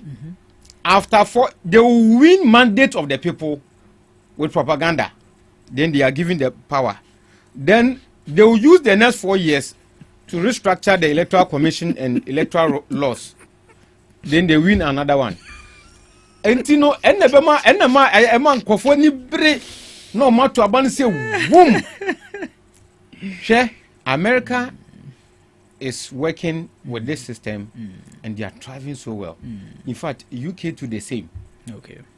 France the same. Okay. But you see, let's ask ourselves. CCA, if I tell you that given 24 hours per as a president of Ghana, what will you do? You mention the very important problems you think Ghanaians should not be facing, right? That is how it should be. Okay. President, what's around upper? By evening, you should know the achievements, the number of lives you have touched, the number of problems you have solved, the solutions you have proffered and have activated, and it's yielding result. Okay. That is how a president. I'm telling you, this is what the finance president is doing. I know. So you believe that the 4-year term is enough? It's enough. When you come, no. Also, the 2 terms is okay. Is okay. Look, right. Ibrahim Traore, as we were discussing, he came into power only last year. Okay. Look at what he's doing. He has done. Okay, all right. He's doing a lot for the country. All right. Okay. In the unlikely event, look, as it is now, we are having somebody like Nanado in the offing. Somebody Nanado has trained. He's okay. If he's okay. In the unlikely event, Masa, ya boka, ya huamane, if you be suame itiate. All right, gentlemen. So that is where we end the conversation. But before we go, Razak, any consolation words for our heartbroken brother here? Yeah, so it is imperative that we get closer to him. Because situations like this, someone can even kill himself. Because considering the fact that the lady was a fair lady, it touches down, touches deep. Charlie. So would get closer to him. Okay. We'll try to help him navigate through the situation. I'll even advise that today you go and drop him. Yes, I'll because he can try to do something on his own. He may even be walking and car will hit him. Okay. So my brother, take it easy. I will. Ending. But your last words. All right. So thank you very much for having me today. It was a nice conversation, and it has always been. I want to thank everybody here, Team GhanaTalks Radio, and my good colleagues here. Okay. And I want to use this opportunity to wish Dr. Mahmoud Bawumia the best of luck, and in the primaries and in 2028. Okay. And sure, we will come back to power in 2028, inshallah. Right. Inshallah. Dennis. Okay. Okay. Thank you so much for giving me this opportunity. I do not take it lightly. I mean, I would want to use this opportunity once again to thank members who are always present on this show for showing their support. I mean, in times where PK needed it the most. I mean, so going forward, I would want us to keep the group. I mean, so that we can use it as a platform to help each other in terms of needs. So thank you so much, and may God bless us all. Yes, sir. I think I would add, to what my brothers have said. The crew here is doing so well. Sure. And I want to know, Pa, tell us, your producer is here. Yeah. The Monday crew, are we faring well, or we need to? Have you assessed us? Oh, I mean, I assess everyone on my show. I do. I assess everyone after every single session we have. And are we making the Monday morning exciting? Oh, you've been doing a great job. You opened the week very well for me. Okay. And the only problem I have is with Dennis. Okay. I mean, Dennis is here to respect time on this platform. I don't know why. Every day he will apologize, but the next day he does the same. But on the side, AP has been engaging me very well and shaping me physically, spiritually. So I will be upright and spiritually, he's whipping me. I mean, aside that, I like our Monday conversation. Monday conversation. Okay, all right. It So brings about so many diverse opinions. Okay. So I will. I mean, going forward, I will straighten up. Sure. I mean, I will catch up. We are looking forward to that. In fact, I think it's good. It's good. I want to make a suggestion. AP, you people are in power. Because of what? So let's no. make a He's giving a reason why. Here as early as 7. No. Since you are in power, you facilitate that for us. Do you know why? He's coming with that locomotive. No. You're saying something. I'm saying that then. I enjoy it when he comes to close the show because it affords us a lot of time to talk. Okay. All right. So this is where we end the show. We thank our audience. We thank the crew and everyone. It's been you are looking sharp today. Where are you going? It's a new week. I wish you all a beautiful week ahead. Enjoy the rest of your day.